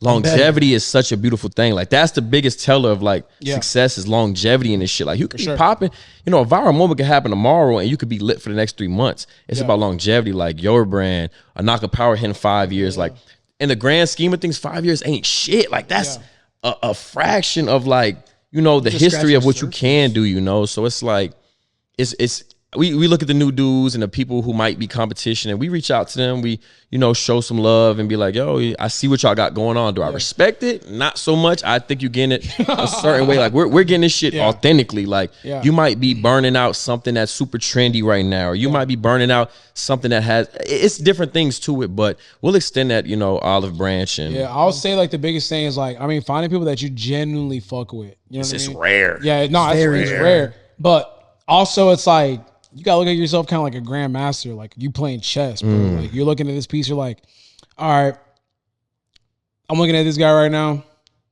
He hot for 3 months, right? But if I attach my shit to this nigga for 3 months, boom, right here, I'm still pushing my real shit. This guy's just a vessel for right now. All right, like, okay, his time and his usage is up. Let me switch over here. Move to a different aspect. Pivot. So it's like you have to be able to kind of look at things in that respect, and it sounds kind of like fucked up, but at the same time, it's being real. It's a dog eat dog world, man. Yeah. So it's just like you just have to figure out like how can you use people that are useful in that sense. Like, yeah, that nigga might be putting out some whack shit, but there might be some real motherfuckers that are fucking with that nigga's whack shit in a sense. Like, you know, it's very rare, but you just gotta look at it. It's like, all right, this nigga's I'm probably gonna like, you know, mess with this nigga for maybe 6 months. But it's gonna bring us like bigger success, right? I think Shawley does a really good job of that. Like, slime ball shit. Fuck with it. Not some slime ball shit, but like he's able to like, I guess like mess with people in a sense to where like it pushes the brand forward in a sense. Whereas like I struggle with that. Like if I don't like you, I'm not gonna put myself anywhere near you. Like business is business, though. Business is business. Exactly, business is business type shit. So it's like for me, like I'm learning. I'm like, I may not fuck with him, but like I understand like he could push us forward a little bit. Like there's people that I'm like they've reached out. There's like big names that have reached out. I'm like, nah. This your shit though. Like you covered it. Like you're like, yo, I don't want a nigga who's so lame pushing my shit. Like so it's hard. It's tough because like you could toe the line. But then also business is business. It's like business don't care about that type of shit. Yeah. You know what I'm saying? So it's like you keep it to yourself and covet your shit. And then it's like you're not popping off the way you could be popping if you aligned yourself with this person for a particular goal. So it's like you have to, it's like I said, it's totally in line with that shit. But I think that's the biggest thing that like, number one, like I applaud a lot of the people that I fuck with because they're able to do that. But like I'm very like, I used to be very particular. Like, so I'm like, if there's one thing wrong with you, I'm like, I don't fuck you. Yeah. Being a CEO is very hard. Like, everything about it is just very hard. Becoming a leader, making sure people's feelings are okay. You don't want to hurt nobody. Like, it's very hard. So when you're doing something, you have to think of other people. You know what I mean? So if I'm going to buy something, you know what I mean? I'm like, damn, is he gonna buy something? Like, is that gonna make him feel good? Or would that fuck with him? Like, damn, Kai's buying something, I'm not really getting nothing. You know what I mean? Like, so it's very hard. Like everything about it is, like I said, it's just hard. That shit sucks. But then also you realize you're like, nigga, I don't have to do this shit. You know what I mean? Because like the job, trust me, y'all gonna realize like, bro, you could go so far just like with y'all. Like it's not, you really don't have to. This, I don't know where it came from. Like for me, I thought I had to build like a big team. You really don't have to. You know what I'm saying? Like, get you a good financial advisor, have them like do P&L statements. I mean, I'm sure at this point you can because like everything is very black and white and shit. But it's like when you start bringing people on, it's just like, all right, like I really don't need this at this moment. Like maybe if you get to like a point like a young LA, like getting towards like a young LA type shit, then obviously yeah. But like the way y'all got it now, y'all can make a couple million just by yourself. It's not, I don't want to sound like fucking jaded, but it's not that hard. Yeah. Especially with the base that y'all have. It's gonna happen in 2023. Yeah, I definitely get that feeling. Like sometimes, bro, like days would just be too damn good. I feel like I didn't do shit. Like I feel like shit don't be that hard. Like it's not your life for sure. You know, it's not some 24/7 grinding, nigga. I can't sleep. I can't eat. Like life is good, bro. I won't be lying. And I'm a very spiritual person. I put a lot of trust in God, and you know, it's about praying for things, manifesting things, but also doing. And I just feel like, you know, I had a hard life. Like I went through a lot of adversity and challenges throughout my life, and so sometimes I feel guilty, almost like.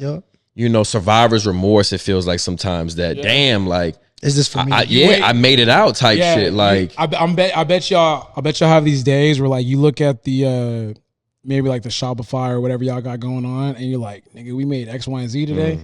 We ain't do like I like low key like I ain't on do my shit ass. today. It damn near like it felt like on my ass, you know. Yeah. But I think a lot of success in the entrepreneurial world comes from critical thinking, and it seems like we surround ourselves by such successful and driven entrepreneurs, like whatever the case may be. So it seems like everybody thinks like this. Like it's so easy to confuse ourselves and think like this is the majority of people when this is a very, very, very small sliver of individuals. Super jaded. It's just they stay together, you know, like you know, there's more money at the top. These people are grouped up, they collaborate and shit. So it seems like that's all we run into. Like you, Charlie, his network, your network, like those are now our friends and people we're gonna associate ourselves with. So it seems like, damn, everybody's driven, everybody's an entrepreneur. But like, nah, like 90% of running a business is critical thinking and just problem solving. And like, you may think this like is common knowledge, but nigga, this shit's rare. Like for a motherfucker to really be able to problem solve some shit is like, come on, like that shit don't come Someone easy. to be able Like to be creative. like, It's hard. Like you said, roll with the punches, you know, adjust, pivot with,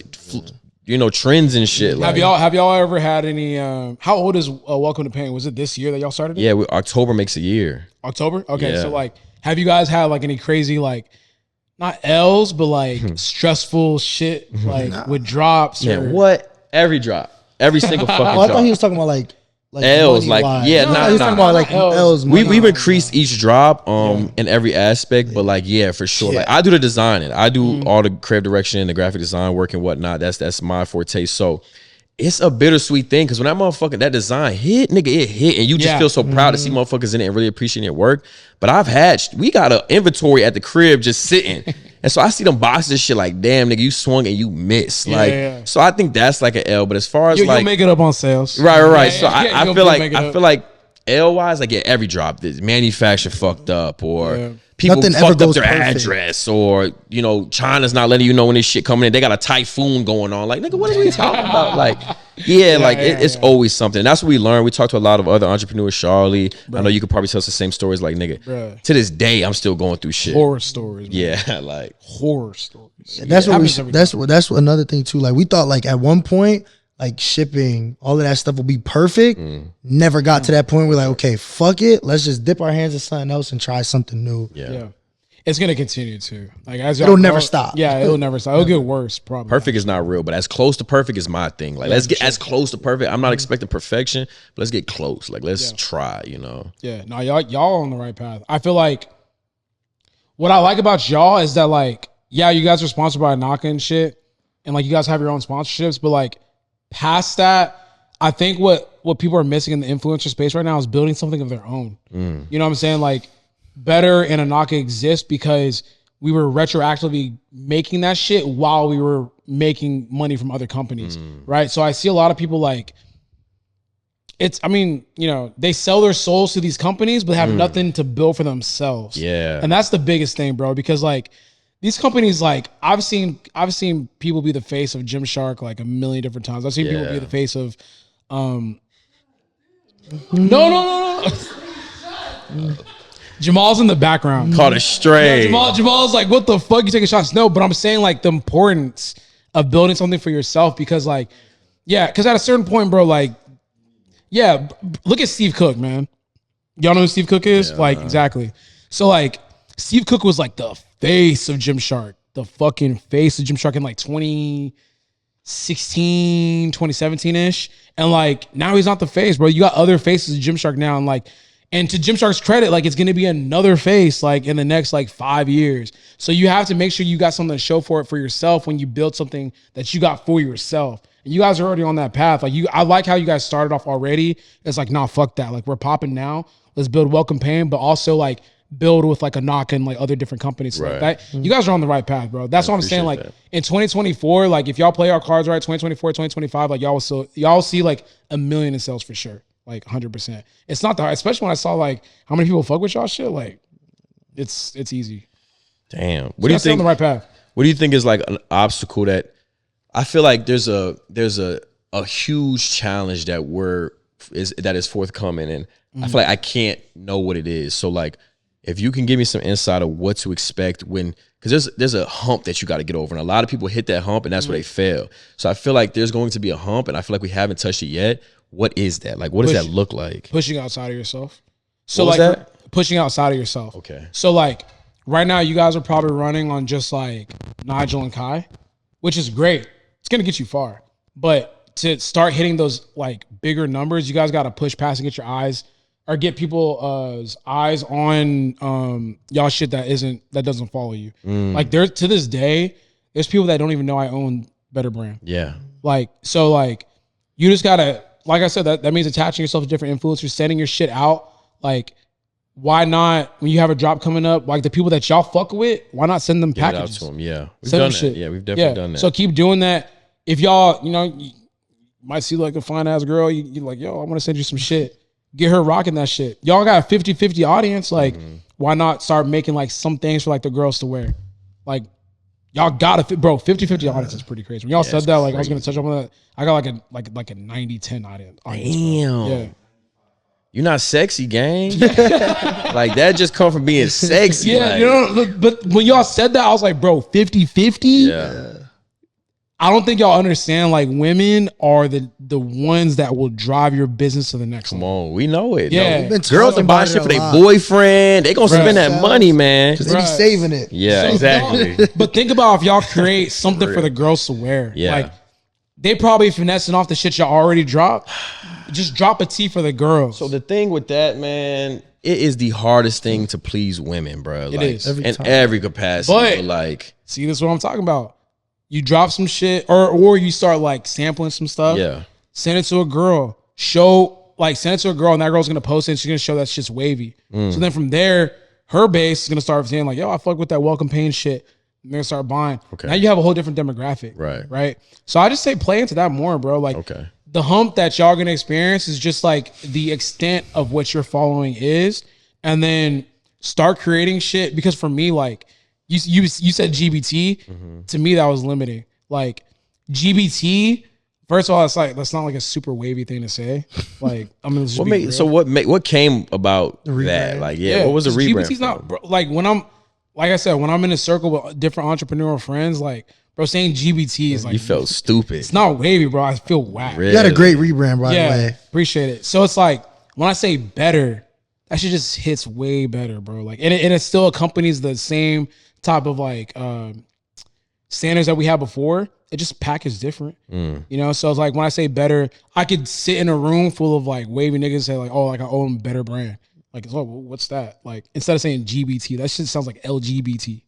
Cute, like, you know what I'm saying? Like when Chat GBT. you know what I'm saying? Like there's so many different things that just like kind of throw that Okay, off. Like, I got you. and I realized I'm like, okay, if I market it to this, like it's a lot more wavy. And like also like towards the end of last year, we started putting out merch that only said better, right? That was like kind of strategic, just kind of like formulate people's minds. Right. Like we're moving towards a different direction. But like I said, GBT is just not like, just wasn't the wave no more. Like, So it are was- you trying to do something like different? Because I see a lot of different pieces, like garments, like what he's wearing. Like that's not Yeah. gym attire. Yeah, no. So you're I trying don't to do fuck with- like I don't fuck with like gym.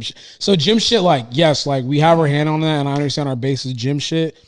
But for me, like you said, it's super limiting. So like if I like, thank God, I'm happy now that we have like people like in the NFL, like in different things, like wearing our shit.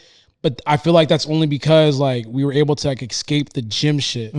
So like when you're just creating like stuff that's only like synonymous with the gym, bro, you can only go so far. I feel like he's giving me like Zara vibes. Yeah. That's what you're Yeah, going for. fast Like- fashion type like shit. H&M, Zara, like shit like that. Like that's Exactly. what I see when I study. Yeah, this. so it's like for me, it's just like, you know, why only create gym stuff? Yeah, you're gonna serve your market, but like that's only gonna be like this when you can make it this. Like It's to always me, more. yeah, to me, like the biggest compliment is when like niggas that have nothing to do with fitness are hitting you up. It's like, yo, I fuck with your shit type thing. So it's like, to me, like I said, like you don't want to be limited to the fitness space, and you guys are like on a good track. I would like definitely like push maximizing y'all's current base, and then like drop little things here and there that kind of push you guys past fitness. Yeah, it's definitely it's teaching. It's conditioning almost. Like your supporters, your you know, your customers, like you're just conditioning them to fuck with what you fuck with, make it cool. Like you said, be the blueprint for them. Like a lot of people can't dress. And if you do a fit grid to show them this is how you wear this piece, it's easier for them, So I'm definitely learning that. And now that I'm getting more experimental with a lot of the garments and stuff we're doing, it just comes down to styling it for them, like letting them see like this is what this shit look like. Because even for me, like if I'm gonna throw on a fit, I'm gonna try to find inspo. If I'm making a design, I'm gonna try to find inspo, a reference point to attach to, not be a copy of that, but like go from that. It's not, I was big on exactly like when I first making designs and shit, and even the brand is reinvent the wheel, like do something that's never been done before. You can't. And it's such a hard thing. Nigga, we live in the 21st century. Damn near everything's been done. Like it's not about reinventing the wheel. It's making the best wheel you can. Like there's a wheel, like it's a great invention. Like make the best one. What's that Virgil thing? It's like 3%. 3% of something of your own. Yeah, for sure. Yeah, so it's just like to me, like I look at bro. I got like if you look at my photo album, like there's screenshots of just random ass things. I was watching a Swiffer commercial. Got something. I was like, I like that. Yeah. I'm a screenshot just in case. Yeah. I'm the same way. There's so many screenshots of just random. The screenshots is OP. I dead ass be in the gym and see niggas wearing some shit. I'm like, picture. yo, can I take a picture of this? No cap. I'll literally. So this is what goes back to the creative mind. It never turns off. If I'm driving, I see a billboard. If I'm at Waffle House, you feel me? Anything could bring that inspiration. You could just take a picture of it. Like you said, my screenshots is crazy. Yeah. Like that's why I draw a lot of inspo from. I was literally with my girl watching like a commercial. I said, "Hey babe, pause it. Yeah. I need to take a picture of this thing." Right. Yeah. So it's just constantly working, bro. But like, don't you already passed it, but don't get like into this thing of like, I'm not gonna create anything like unique. Like nothing is unique. So the crazy thing is, I used to feel that way. I used to feel like I was totally uncreative. Like I was like, bro, I can't create shit. Like that's not who I am. And I worked for a company actually, and this was the company I was with before we started Welcome Pain, and it taught me a lot. It showed me money. It showed me how to run a business. We popped off on TikTok and whatnot. It was like a fitted company. And I used to make a lot of fitted hat designs, like colorways, patches, shit like that. So and that I started getting in that bag. I always knew how to use Photoshop and shit. So he was like, yo, I need a t-shirt. Can you make me a t-shirt? And I was like, bet, like, fuck it. I'm gonna make a swing at it. I know they knew I was like a streetwear forward type nigga. So he was like, you have the best potential to make some hard shit. And I did. Like, it sold out and it showed me my power. I was like, yo, like, I made a t-shirt that sold out on opening day. Like, from that, it showed me a whole new world of things. But yeah, it just came from drawing inspo, like, from the vintage tees I had in my closet. Like, so yeah, when I'm shopping, like, I'm always taking mental notes of like, if I'm not gonna buy that piece, I could transform this into some shit for Welcome Pain and it could sell, Like my thing is I try to take the best things from different pieces and just bring it in one. Like, like this t-shirt would be super fire if it had this. Let me add that. You feel me? So just shit like that. And definitely just tapping into the market. You have to be on point with music, the trends. And it comes from, like, I always tell them all the time, study, bro. This shit's a game. Like, treat it like football. You got to watch film on your opponent. Like, you have to know the league, your division. You have to know, I know what's coming. And all that type of shit. So all I do all day, bro, is watch YouTube videos. Even if a nigga's boring, like, nigga, this shit's ass, I'm going to watch it because it's like, it's film. Like, I'm doing my homework on niggas. I'm doing my homework on brands and shit like that. So I always tell folks, like, bro, study. Like, watch women, watch men, watch your opponents, watch your friends. Like, look at other brands and shit. So that's the best advice I got for all my small streetwear owners and people who are trying to do something, bro. Study up, man. Yeah, I think the biggest thing is like just understanding like number one, your demographic, because like one time like we had a drop and like we was just trying to get way too wavy. Okay. And like some like niggas are just not on that yet. Man. It's funny because like you try to, sometimes you what is it, put the cart before the horse or some shit. Okay. Like that. Yeah. So it's like you want to turn to something completely and then you're just like, oh, these niggas weren't ready for that yet. So what was your biggest flop? Like what's your biggest L in this shit? I've had a couple, bro. Oh shit. Okay, I'll tell a story. I don't think I've ever told this on camera. We dropped honestly, I don't know how I didn't see this coming. We dropped 7 days before Christmas. Okay. We did a Christmas inspired drop. Sheesh. We never, bro. Holy shit. That was like a big flop. That was like my first ever like flop. L. Yeah, I was like, I remember I sat in the warehouse because like I don't know why I was there, but I was in the warehouse and like they were getting ready to package. Them niggas got done with that shit in like an hour. And I sat there in the office and then like y'all niggas done already? Wait, there's not more? All the slips are printed. Are we sure? Yo, the operation manager came in. He's like, yo, we done for the day. So like, what are you supposed to do? I'm just like, niggas just go. Yeah, home. nah, yeah. I tell them all the time, bro. We're not doing no No, monthly drop, That's- no Halloween. That's one no thing that I nothing. learned. We're So not I doing did that like I think it was 2 years ago or last year. 2 years ago. And I was like, boy, I'll never do like a holiday specific drop ever. Can't again. do it. Can't do it. Maybe Halloween because people fuck with Halloween Yeah. very heavy, but it can't be too Halloween. It gotta be 'cause you like, gotta think about it, nigga. If it's the summer, why am I gonna throw on a Christmas T-shirt? Yeah, like, what bro. the fuck? bro. I took it. I remember I wrote on it was such a big L. I wrote on the on my board. I was like, never let this happen. Again. So are you a graceful loser or are you like a bitter loser? Like, nigga, like this shit eats you alive. I'm a learning experience type of loser. So I'm like, I'm gonna learn it. Yeah, I'm like, fuck. Okay, what caused this to happen? Okay. Right? Because I remember I was in Hawaii because like we have a marketing guy that does like the analytics and he does like the back end shit. And he like does like the numbers and all that kind of stuff. And he was trying to figure out like what went wrong. And I remember I cut him off because I was like drunk in Hawaii. I'm like, bro, you could be straight with me. Mm-hmm. I was like, either the designs were complete ass, or we just dropped way too close for Christmas for niggas to like actually be buying shit. Because like, mind you, like customer behavior is like a big thing, right? So like we had a Black Friday sale, and then on top of that, we did another launch after that. Like niggas are not trying to really be buying shit like past Black Friday. Like that's like the gifts really come Black Friday. That's where people buy most of their gifts. So I'm like, bro, there was no point of us dropping. We should just close the year out on Black Friday or had another sale during Clear inventory and shit. Just to get rid of inventory. So yeah, I think that was definitely the biggest L. And then I would say just hiring too much too soon. There was like some type of desire to like want to build a team. When a team wasn't necessarily necessary at that point. Like you'd be surprised how much you could do by yourself. Like you'd really be surprised. Like think about it like this, like in 2020 during the pandemic year, I had like a very clear cut routine. Go to because at the time I was holding inventory at my gym that wasn't built out yet. I would package orders, answer customer service, put it out for you at the time USPS to pick out, and then talk to a designer to make more content, and then like make more clothes, and then whenever the clothes arrived, shoot it. Damn. That's it. So how were you going about like inventory at this time once you took that L? Like, do I lower it? Do I go up? Like, what were you thinking at that time? So you have to be a good judgment, or you have to have a good judgment. So I told myself this was off of the fact that like I just equated it to two things. I was like, the designs were whack, and then on top of that, we dropped before Christmas, right? Because in the following year, right? Because I work with China, and China has Chinese New Year at the beginning of next year.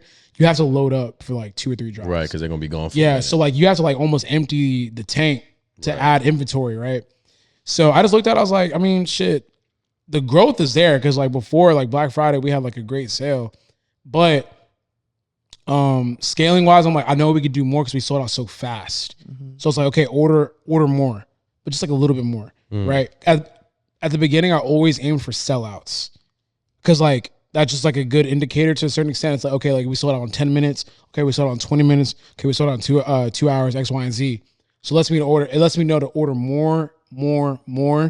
That's what we did like going into 2022, I believe. Yeah, I think 2022. But yeah, you let the business dictate what you do. Like don't try to force anything. I think another mistake I made was like forcing growth. You don't force growth. Growth happens. Like let the business dictate what you do, right? So like thinking that like you're gonna grow more by hiring more people isn't like correct. You want to do until the business dictates you can't do anymore. Then you bring another person on to help you. It's like the same thing with like having a job and then like doing this on the side. It's like you're doing this on the side and then it grows to a point where you can't do your job no more. So then you take on the like what you're doing on the side hustle, right? Your main thing. So I think it's like the biggest things, to be honest with you. But yeah, I think like I said, y'all could do so much by yourself.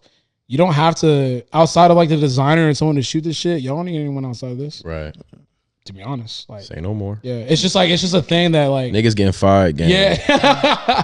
It sucks because it's just like it is what it is, but like that's what I noticed. I'm just like, yo, I I could do like millions of sales and just be like a couple man team. Yeah.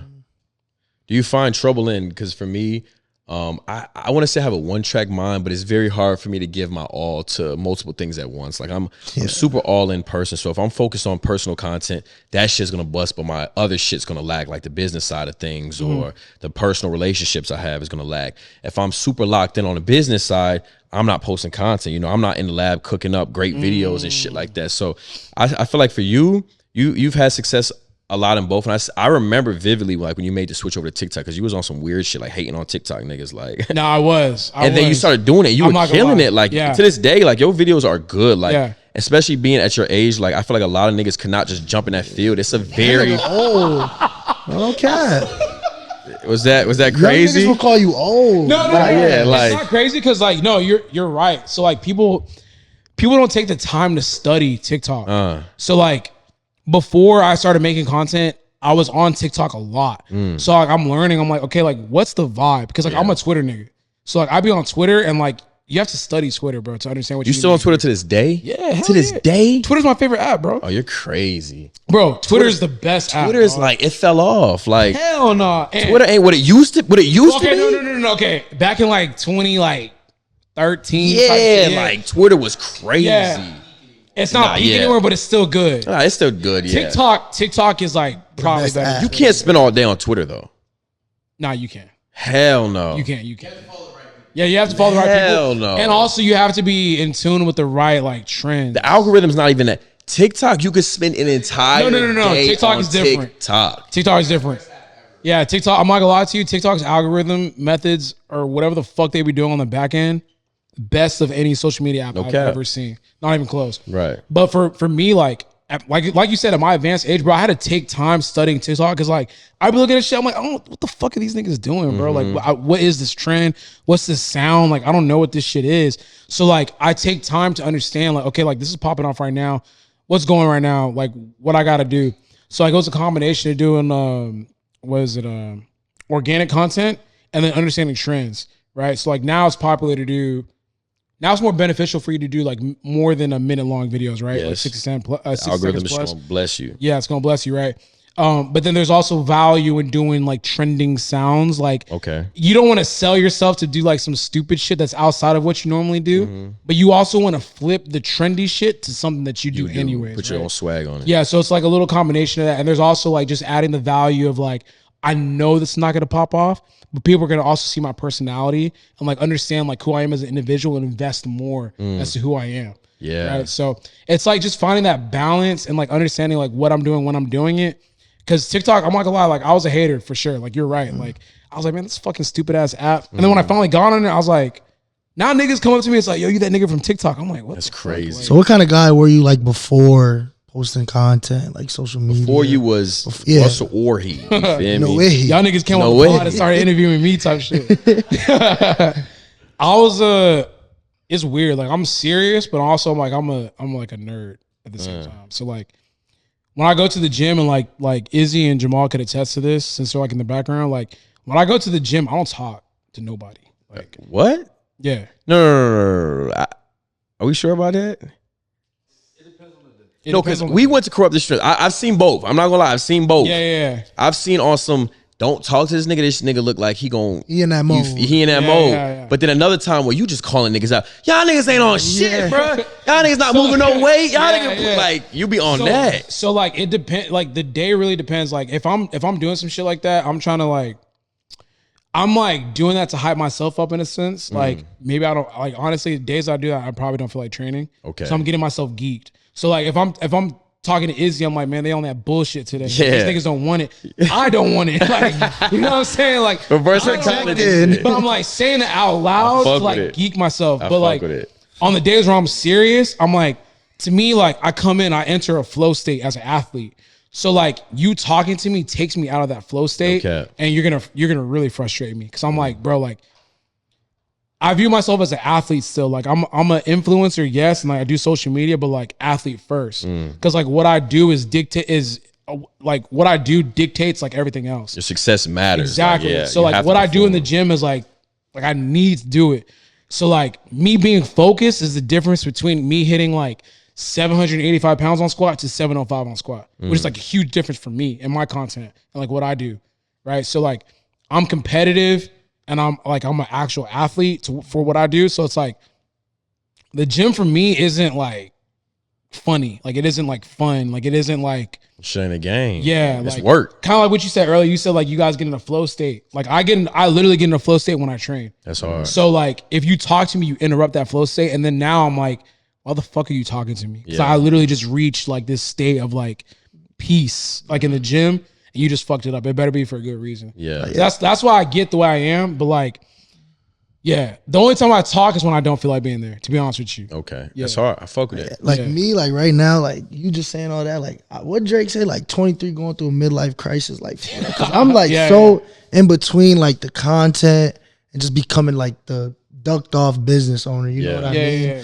Like it's a very hard medium. You know what I mean? It's super hard. Like I really don't know which one I want to commit to. Yeah, you know what I mean? Like I said, it's you very can't be great hard. at both. I feel like it's hard to find do the both. one that I'm not gonna lie to you, like, because this is what I understand. Like this is what's gonna make us millionaires. You know what I mean? Like this is gonna bring us to the pinnacle when we're, like he said the other day, like running off into the sun. Whether it's a house in Calabasas, mansion, kids, wives. Like this is what's gonna make us men at the end of the day. Like the content shit is like focus on the main thing, bro. Like I don't know how y'all niggas operate mentally, but like that money shit is not gonna bring you like you know what I'm saying? Like it's not gonna make you any happier. Like to be honest with you. I feel you. No, I feel you. Trust me, I feel you. It makes things easier. It gives you a better chance for happiness. Okay. But make sure you're cool within yourself, because you're gonna normalize shit. Yeah. So like think about the 80K you made off the tees, right? Normalize immediately. If you don't make 80K off a tee, flop. Yeah. Right? In your head. When it's not really like that, bro. It's like making any profit is a success in reality, right? But like you normalize whatever the fuck you're doing. So like once you do a mill, man, I mean, shit, now I want to do more. But once you do 2 mil, now I want to do more. It's the same thing as women. Like they say we're not supposed to be seeing this much women in our lives. Like our granddad didn't have this much access to women, you know, so your standards feel like impossible to, you know, quench the thirst of, you feel me? So I feel like the same thing. One statement I hate is when motherfuckers be like, I'm just trying to outdo the old version of myself. It's me versus me. Nigga, are you stupid? Like, you know how easy it is to beat the old you? Like, that ain't shit. Like, that's I'm looking at the top nigga in the industry, and that's who I'm versing. You feel me? Like, so I just feel like it's super hard for you to say, like, you know, any profit is a success. Nah, fuck that. Rush just did a meal, nigga. Like, that's the competition. In a sense, exactly. Like, that's the standard that's been set. So it's hard to, like, really, like, we definitely congratulate ourselves, pat ourselves on the back, but like, what's next? Like, we understand that we know to enjoy this life. This is we're living the prayers a year ago. You feel me? Like, we're living our prayers. So I don't ever want to get lost in the moment where you're just chasing. Like, we take time to sit back and really enjoy things. You know, spend money, enjoy life, be happy. But it's always what's next, and not to no avail. I feel like, but we're not even at the point where we retire people. I think if you're at the point where you're financially free, your folks are good, your friends are straight, and you still talking about I need more. Like, there is a point where it's like, nigga, you do not need no more money. You probably have a hole in your life that you need to fill for sure. Because like it's like, bro, like once you get, I'd say this, like whatever your standard of living is, and you reach that point, everything is excess at that point, right? So just figure out what it is that's gonna make you happy, and then after that, like everything becomes so simple, bro. Okay, like. I think some people have goals of like, oh, I want to be like a fucking multimillionaire. Now that's not gonna fix like your depression, nigga. Yeah, like, it's not gonna fix like it's not gonna make you happy for real. Okay. You're just gonna be a multimillionaire that's like fucking sad. Yeah. You know how many niggas I know that make so much goddamn money? These niggas can't get out their heads. It's crazy. I'm like, fam, you are successful. You're everything that you want right now. You got a big crib, you got nice cars, you got like what you want, and you still sad. Like, goddamn. Okay. But it's just like money just doesn't. Trust me, like when you get to like when you're coming up, you're like, nah, bro, like trust, like this money finna solve all that shit. I'm like, all right. And then they get to that point and they're like, man, fuck, man, I still don't got like what I want. I still don't got that girl. I still don't got X, Y, and Z. Like X, Y. You're always gonna find something. You're always gonna normalize like the success that you have. Okay. Like so money it's really just doesn't do shit for it just doesn't do nothing. Like if you're a people person, like you don't dehumanize nothing. Like, money really does not solve any problems besides money problems. Exactly. Yeah. That's So like, a good. I could look at him and be like, yo, this nigga's upset today.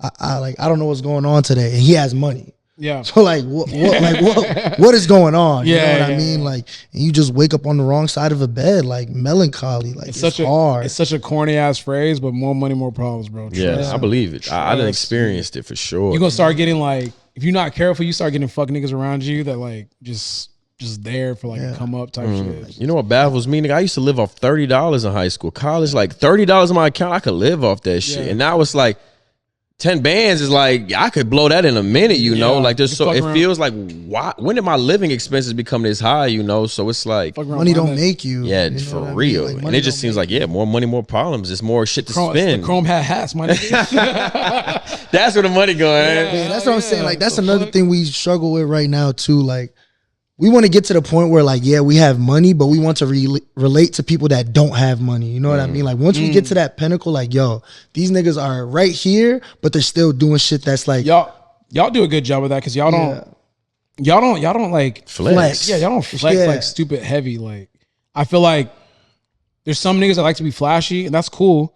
But like, I mean, like, I'm pretty sure y'all making money, so it's like just chill, like be you. Like, you don't gotta like be like do too much, pushing in niggas' faces and shit like that. Like, never. There's some shit that you can keep private and it's cool. Like, just for you. Yeah, I think a lot of it right now is like getting the materialistic. Like, there's so much shit, especially like fashion wise, that I wanted as a kid. And it's like now it's like I want to get everything I ever wanted. You know, Fashion get that is out cool. the way. Yeah, but as far as like, for one, flexing's trash. Like, that's just, I feel like that's just a terrible way. Like, some people say it's for motivation. Like, I'm putting shit in your face as motivation. Like, that shit's crazy. Like, when I was broken, a nigga money spreading, like, you're not even telling me how. You just flashing money, nigga. Like, what the fuck? Like, being insecure and shit. Like, like what? Like, tell me how. You feel me? It's just whack. But I ain't gonna lie, it is like a low key marketing scheme these days for the young niggas. Like, they see money and instantly think like, damn.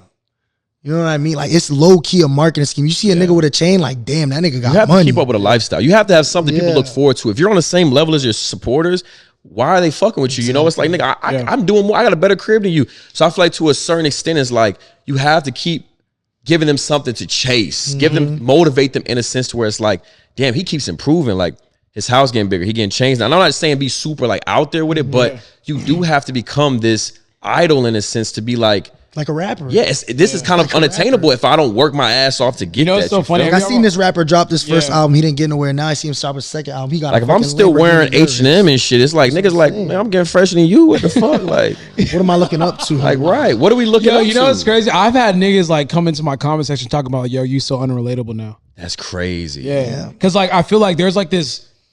There's also this power of like having people that follow you feel like they see themselves in you. Yeah. Right. So like when you lose that element, you lose that follower. In some cases, I'm not saying that's true all the time, but like I've probably seen that. True a lot though. Yeah. Because usually when somebody follows you, they think they can relate to you. I look like you. Damn. I dress like I look like you. You like. We like the same type of shit, but then like when you flexing 100% all the time, that's it's not like, me. yeah, it's like I can't relate to this shit. Like he getting too much money now. So yeah, so the real niggas are gonna be, will look at your shit. It's like, yo, I aspire to be like that, and they'll keep following you. But there's some people are just like, fuck this. He too nah, up. bro. Like, yeah, I can't. I'll never be able to attain this. That's So why am I whack. following? Fuck them. There's niggas that get depressed off that shit. Yeah, fuck them. Yeah. If y'all don't follow me because I'm getting too much pay, fuck you. Yeah, that's unfollow whack. me right now because it's No coming. cap. It's coming. That's whack. Yeah. You should always look at a nigga like, yo, I could do that. Or I can have I more. seen him with nothing. Now he's got something. It's obtainable. That's Like, just whack. that's how they need to look at it. Is just like, he's showing me the way. Like, this is possible. Like, I was following this. I love the comment. Like, I've been here since 1K on TikTok. You know, like,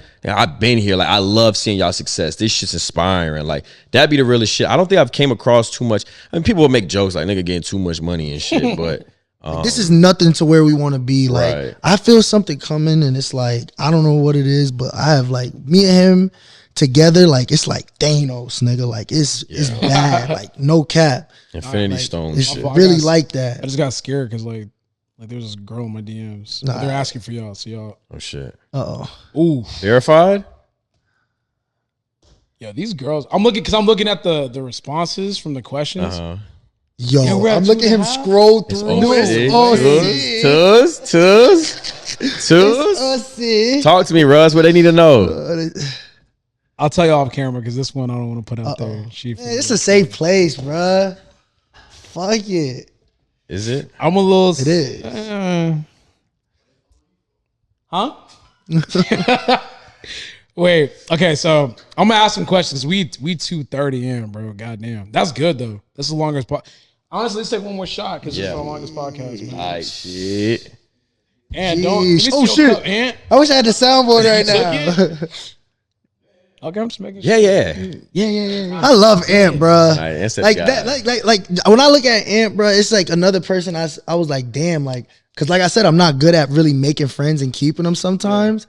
And when I look at Ant, I be like, damn, why did I end up fucking with this nigga? Ant's Like no cap. No, I will say, Ant's a real nigga, bro. Yeah, like he's real thorough. Ant's cool as fuck, bro. I ain't gonna lie to you. Like I love Ant, bro.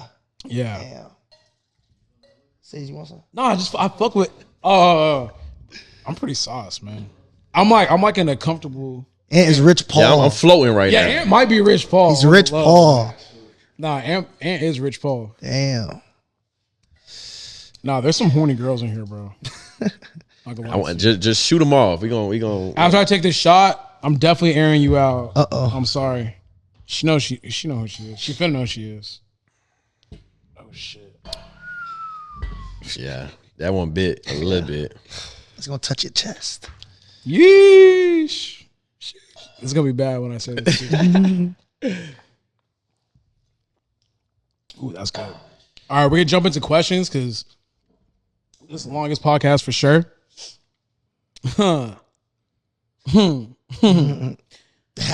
Ha! I'll say this. I'm not gonna air out fully. Can you do that? Can you do that? Okay. Said Nigel pretty cute, to be honest. Put in a good word for me, boss. She used to work for, She's works horny. Nah, yeah. She works for me. Would you take that down? I feel like Please. I feel like we got some tryouts coming up.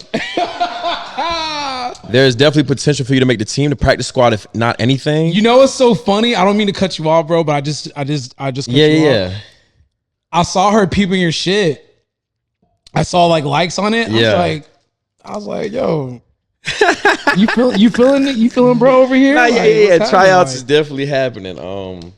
Yeah, shoot your shot. Let me know some. Impress me. Yeah. Okay, so this other girl said, do y'all like brown / dark skinned black women? Love them. Of course. I love all women.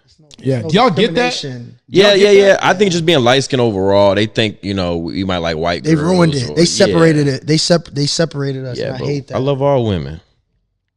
Beautiful women. I think this might be a nigga though. Uh-oh. So why are they so damn fine? Yeah, we get a lot of like the other side fucking with us Yeah, too. I think that might be a woman. Yo, one of my tweets went viral and it went like onto like gay Twitter. Gay Twitter. We've been there. Oof. Dark place. Yeah, Dark man. place. I'm talking about meat getting stroked Yeah, so type shit. oh like, shit. yeah, I was disturbed. Nah, yeah, we can't get into this too much, but this is a Just be very, cool. yeah, like Just be cool. we play a little Jalen Green, like a little zesty now and then on some bro shit, whatever, like, Nah, yeah, like we'll That's Safe with your insane, yeah, dog. sexuality. we'll fuck around with Jalen we're super Green. comfortable in our sexuality. And yeah, we made it to gay Twitter and they in the closet, DL niggas, like, yeah, they was having our heads, but Shit's whack. we made it out. I Someone asked if guess. they could get an application to the paint house. This nigga don't look too wavy, so I don't think. There goes I'm your not gonna lie answer. to you. There goes your answer. Yeah. Let me see. Do y'all have any interest in moving to Houston, or is it straight Dallas? Yeah. Yeah. Next year. It's not off Next the table, yeah. Lease will be up in a year. We'll see.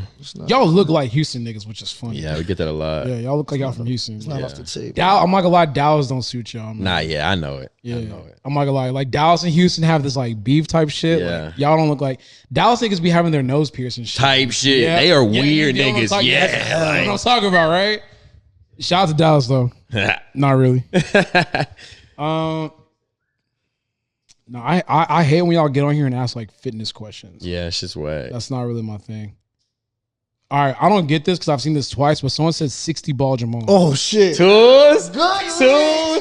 So this is back to like the world of lingo. Like we got this way of speaking that just sticks, and he came up with it. I don't even know. I was thinking today, like, what? Because we got Jamal here. Like, what the fuck does 60 ball Jamal mean? But there's rating. All right, so having intercourse with a woman. Are you following, Russ? Listen, just listen. I hope I'm. I think it's too much lean. Yeah, Okay, let me dumb it down. Having intercourse. Okay. Having intercourse with a woman is called a rating. Okay. So you have sex with a woman. You know, you got rounds. There's rounds in sex. Sometimes you give them 1 round, 2 round, 3 rounds, whatever the case may be. You know what you got in your tank and what your arsenal is. Yeah. So you have sex with a woman one time out the day, one time out the night. That's a 30 ball. Now they compare this to hooping. This is like what we're comparing it to 30 ball. You scored 30 points in a game. That's a good performance, but it's not great. You know, it's not like going in a group chat type. right, thing, like 3 times in a day. No. 30 ball. This is one time. You score 30 points. That's like okay. That's one round. Halftime. Now you come back. You know the first round is usually quick. You got to get that out of your system first. Yeah. You spin back for that 60 ball, so you score another 30. After halftime, you take a Gatorade, you recover in the locker room, get your mind right. You go back in for that 60 ball, Jamal. Yeah. You gonna be in that group chat, Russ. Jamal, you dropping 60? Okay. Yeah. Hey, would you drop 60 on that girl I mentioned? I'm gonna show you. I'm gonna show you her shit. Yeah. What the fuck? Nah, I'm fucking around. I mean, she probably wants you to drop about 90 on it. Yeah, nah. You good? Nah, don't do it. I'm fucking around. Or am I? Shit. I'm blim for real.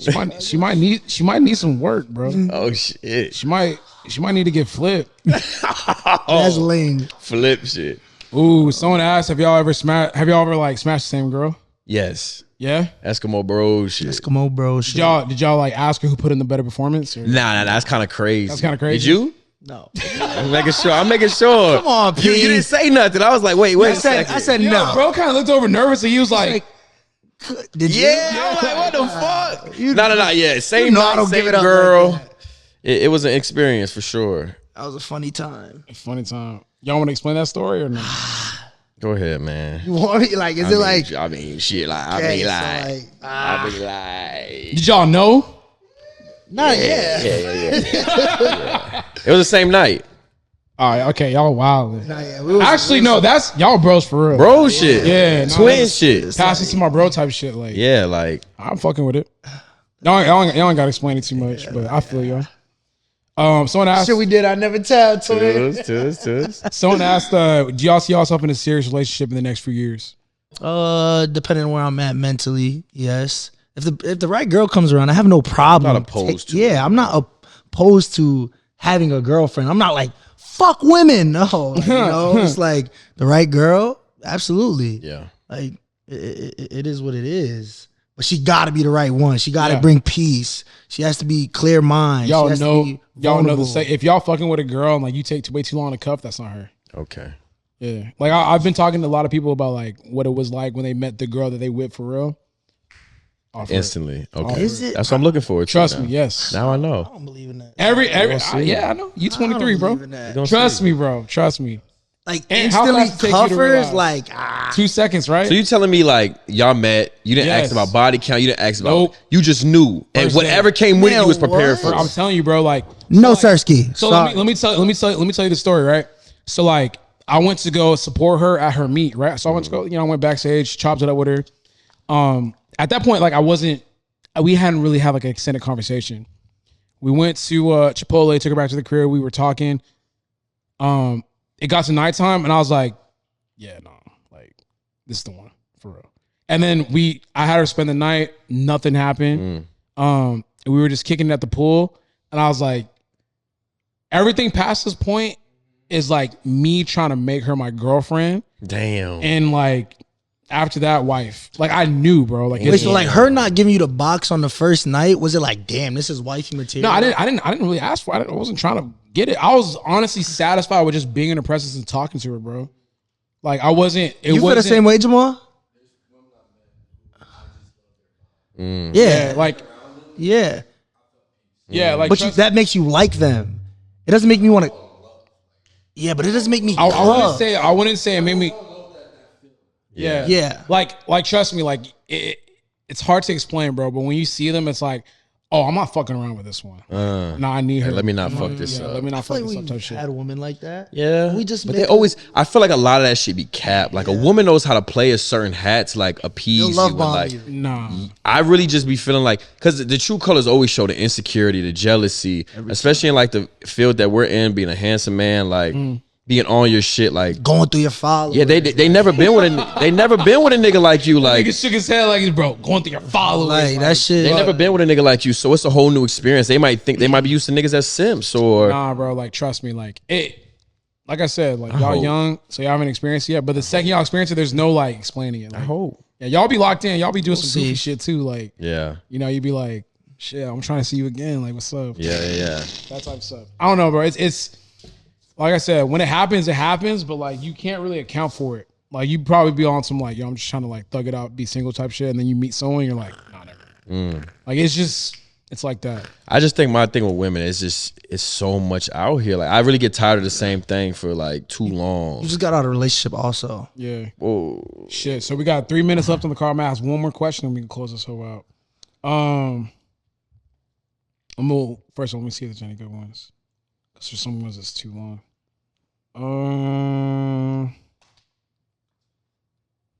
Nah, I ain't gonna ask. I mean, fuck, I think that's it, bro. Are y'all still close with y'all family? Yeah. Seriously? I don't really talk to my family a lot, honestly. me neither. But it's always been like that. It's love though. It's I always love them to death. Like even my little brother today, like he texted me today. It's his birthday. Like yeah, I love him to death. Like he's the reason I do it. But I don't really reach out to him, even though as much as I should, which fucking sucks, and I hate myself for it every day. Yeah. Oh But shit. it's like, Damn, that got dark. yeah, it's like I hate myself every fucking day No, it for really it. does. It really because I didn't grow up with my siblings. You know what I mean? It really does suck, but it does make me feel good that I can't make him happy on his birthday. Like, Kai, can you send me something for my birthday? Like, yeah, I got you, bro. Yeah, I think with my family is definitely like we butted heads. I'm like at odds with them right now. I'm definitely a little distant. I'm doing my own thing, protecting my peace because you know when you're getting successful and you're climbing to a certain height, you know that they might have not seen for themselves or could ever imagine. And they see you being successful and doing your thing. I get labeled a lot as like, you know, oh, you belittle me. You're a narcissist. You don't see me the same way as you see me. And it's never been that. Like I love y'all equally. Like I never, you know, project anything I got going on into y'all. Like it's love, but I just think that insecurity within kind of like rears this ugly head, and they think, you know, I hate them or I look down on them because I'm, you know, on a different path, making a certain amount of money or whatever. And so yeah, I've seen like we're at odds right now because of that. Things will change, but it'll even out. Yeah, I believe that. Damn, we up, right? Yeah, we up. Shit, that was probably easily our longest podcast. I would say it's like our best yet. Shit, that shit was good as fuck. Thank you for having us. Shit, yeah, abrupt stop. You guys could find them on Welcome Pain, Nigel's Instagram, TikTok. Same thing with Kai as well. These guys are young coming. I fuck with them heavy. So if you guys got opportunity, please follow them, see what they're about. This is an abrupt ass stop. I want to keep going and shit. But like literally the SIM card is running the fuck out. Yeah. So I appreciate you guys tuning into episode 18 of the Better Take podcast. Nigel Kai, Russ, we Thank out. you for having us. Yeah. Bro. Yeah.